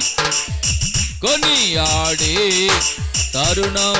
హల్లెలూయా, హల్లెలూయా, హల్లెలూయా. మన ఆవులు గట్టుకు వెళ్ళిపోయే సమయం ఇదేనా? వధువు ఎత్తబడే సమయం ఇదేనా? ఓ లోకానికి తీర్పు తీర్చబడే సమయం ఇదేనా? 1000 ఏండ్ల పరిపాలన రాజ్యము స్థాపించబోయే సమయం ఇదేనా? కాలానికి అంతటికి ముగింపు వచ్చే సమయం ఇదేనా? హల్లెలూయా. పరిశుద్ధుడా, ప్రేమమయుడా యేసుక్రీస్తు ప్రభువా నీకు వందనాలు. ఈ మధ్యాహ్న గల సమయంలో ప్రభా ఈ వధువు ఆరాధనలోనైనా మీరు ఉన్నందుకు నీ స్తోత్రాలు. నిన్ను స్తుతించడానికి, నిన్ను గణపరచడానికి, అయ్యా నిన్ను ఆరాధించడానికి వచ్చున్నాం ప్రభా. ఇంతవరకు పాడారు, స్తుతించారు, ఆరాధించారు, గణపరిచారు. అయినా నీ వాక్యం ద్వారా మాతో మాట్లాడా ప్రభా. ఈ చివరి కాలానికి ఒక సూచన మాకు పంపించావు నాయన. ఆనాడు నాయన జలప్రళయంలో ప్రభా నోవాహు వాడలోనికి ఒక సూచన పంపినట్లుగా ఇదిగో ఈ చివరి కాలానికి ఒక సూచన మాకు పంపించావు ప్రభా. ఓ నాయన కృపా వర్తమానం మా ఎద్దుకు పంపించావు ప్రభా. కాబట్టి నాయన ఈ కాలపు వర్తమానమే ఎత్తబాటు సిద్ధపాటును దయచేస్తుంది ప్రభా. దాన్ని మేము నమ్ముచున్నాము నాయన. నిశ్చయముగా దయచేయండి. దేవానికి స్తోత్రాలు. నమ్మదగిన దేవుడు, మంచి దేవుడు ప్రభా. ఓ నీకు స్తోత్రాలు చెల్లిస్తా ఉన్నాం. ఆ ఎత్తబడే కృప, విశ్వాసం మాకు దయచేయండి. ఎవరు నశించిపోవడానికి ఇష్టం లేదు ప్రభా. అందరూ మారు మనసు పొందును గాక నాయన. అందరూ రక్షణలోకి వచ్చుదురు గాక నాయన. రోగులు స్వస్థపరచబడుదురు గాక నాయన. ఓ నాయన నీకు వందనాలు ప్రభా. బలపరచండి. ఎవరైనా నెమ్మదిలోకి వచ్చుంటే వారు యేసుక్రీస్తు నామములో నెమ్మది పొందుకొని వెళుదురు గాక. ఎవరైనా సమాధానంలోకి వచ్చుంటే వారు సమాధానం పొందుకొని వెళుదురు గాక నాయన. దేవ అద్భుతమైనటువంటి కార్యం జరిగించండి. అలాగే ప్రభా మరి కుక్కల సత్యం గారి కొరకు ప్రార్థిస్తున్నాం ఆయన అనారోగ్య పరిస్థితి నుంచి విడుదల దయచేయండి. సంపూర్ణ స్వస్థ ఇచ్చి నడిపించండి. పరిపూర్ణ ఆరోగ్యం దయచేయండి ఆయన. దేవానికి స్తోత్రం. ఆయన పాపాలన్నింటినీ కూడా క్షమించండి ఆయన. దేవా చెప్పిన సాక్ష్యాలను కూడా దీవించండి. 2 బిడ్డల సాక్ష్యాలు చెప్పారు ఆయన. సాక్ష్యాలను దీవించండి ఆయన. ప్రభువానికి వందనాలు. ఈ యూట్యూబ్ ద్వారా, ఈ లైవ్ ద్వారా ఎవరైతే ఎంతమంది అయితే చూస్తున్నారో వారందరినీ కూడా జ్ఞాపకం చేసుకోండి. వారిలో ఎవరైనా బలహీనుండి బలపరచండి, రోగులుంటే ముందు బాగు చేయండి ప్రభా. దేవా ఇదిగో ఈ స్థలానికి వచ్చినటువంటి బిడ్డలందరూ కూడా ఒక్కొక్కరిని పేరు మీద దీవించండి. యవ్వన బిడ్డలు జ్ఞాపకం చేసుకోండి, వృద్ధులు జ్ఞాపకం చేసుకోండి, కన్యకలు జ్ఞాపకం చేసుకోండి, చంటి బిడ్డలు జ్ఞాపకం చేసుకోండి, వ్యాపారాలు చేస్తున్న బిడ్డలు జ్ఞాపకం చేసుకోండి. వారి ఉద్యోగ వ్యాపారాలను దీవించండి ప్రభా. నీ రాకడికి సిద్ధపడి దయచేయండి. రక్షణ ఇంకెవరికైతే లేదు ప్రభా, వారు రక్షణ పొందుకొందురుగాక నాయన. నీ రాజ్య వ్యాప్తిలో చివరి వరకు, మరణం వరకు, కర్ర వరకు నమ్మకంగా ఉందిరుగాక ప్రభా. ఆ ఎత్తబడే గుంపులో మేము ఉందుగాక ప్రభా. అట్లాంటి కృప మా అందరికీ దయచేయమని. అలాగే నాయన కళ్యాణిని, తన తల్లిని, తన కుటుంబాన్ని, వాళ్ళ అన్నయ్యను, మరి తండ్రిని, భర్తను, కుటుంబాన్ని అందరూ ఒక్కొక్కరు పేరు మీద దీవించండి. అనిత ప్రయాణ విషయంలో కూడా సాయించండి. తన బిడ్డలను జ్ఞాపకం చేసుకోండి ప్రభా. దేవా ఇదిగో లక్ష్మీశ్వరం నుంచి వచ్చిన సహోదరిని కూడా దీవించండి నాయన. బిడ్డ తన కుటుంబం పట్ల కృప చూపించండి. దేవానికి స్తోత్రాలు. అలాగే దూర ప్రాంతాల నుంచి ఎవరైతే వచ్చారో వారందరిని కూడా ఒక్కొక్కరిని పేరుని ఆశీర్వదించండి. నేను అక్కడికి సిద్ధపరచండి ప్రభా. నిశ్చితమైతే మరలా వచ్చేవారు ఈ విధంగా నేను స్తుతించే భాగ్యం దయచేయండి. ఇక్కడ ఉన్న సింధుని జ్ఞాపకం చేసుకోండి. గర్భవతిగా ఉంది ప్రభా. ఆ బిడ్డకు నాయన మొదటిగా పాపనిచ్చావు, బాబు కావాలని ఆశపడుతున్నారు. నిశ్చితమైతే బాబుని దయచేయండి. పరిపూర్ణ ఆరోగ్యం ఇచ్చి నడిపించండి. ప్రభానికి స్తోత్రాలు చెల్లిస్తాను. ఇంకెవరైతే గర్భిణీ స్త్రీలు ఉన్నారో నాయన బియ్యాలను కూడా జ్ఞాపకం చేసుకోండి. మరి గర్భిణీ స్త్రీగా ఉంది ప్రభా, ఆ బిడ్డను కూడా ముట్టండి, స్వస్థపరచండి, పరిపూర్ణ ఆరోగ్యం దయచేయండి. తల్లి బిడ్డలకు క్షేమకరంగా ఉంచండి. ప్రభానికి స్తోత్రాలు. ఎవరైతే గర్భఫలాలు లేవో ప్రభా, వారి గర్భఫలాలు దయచేయండి. ఎవరెవరు ఏ అవసరత కొద్దిగా వచ్చారో వారి అవసరతలు యేసు నామములో తీర్చబడిన గాక నాన్న. మీ కార్యం జరిగించి మహిమ, ఘనత, ప్రభావాలు మీరు పొందుకోమని ప్రభా నీ కృప కలిగిన హస్తాలకు అప్పగించుకుంటూ ప్రభువైన యేసుక్రీస్తు నామములో ప్రార్థించి స్తుతించి వేడుకొంచున్నాము తండ్రి. మన ప్రభువైన యేసుక్రీస్తు వారి కృప, దీవెన, సన్నిధి, సహవాసం ఇక్కడ చేరిన మనకు, సకల పరిశుద్ధులకు, మరి ముఖ్యంగా ఈ కూటంలో పాలు పంపులు పొందిన మనందరికీ సదా దేవుడి తోడు నడిపించి వారమంతా కాపాడును గాక. Amen, amen. Shalom. God bless you. ప్రభు మిమ్మల్ని అందరూ దీవించుగాక. అందరికీ వందనాలు.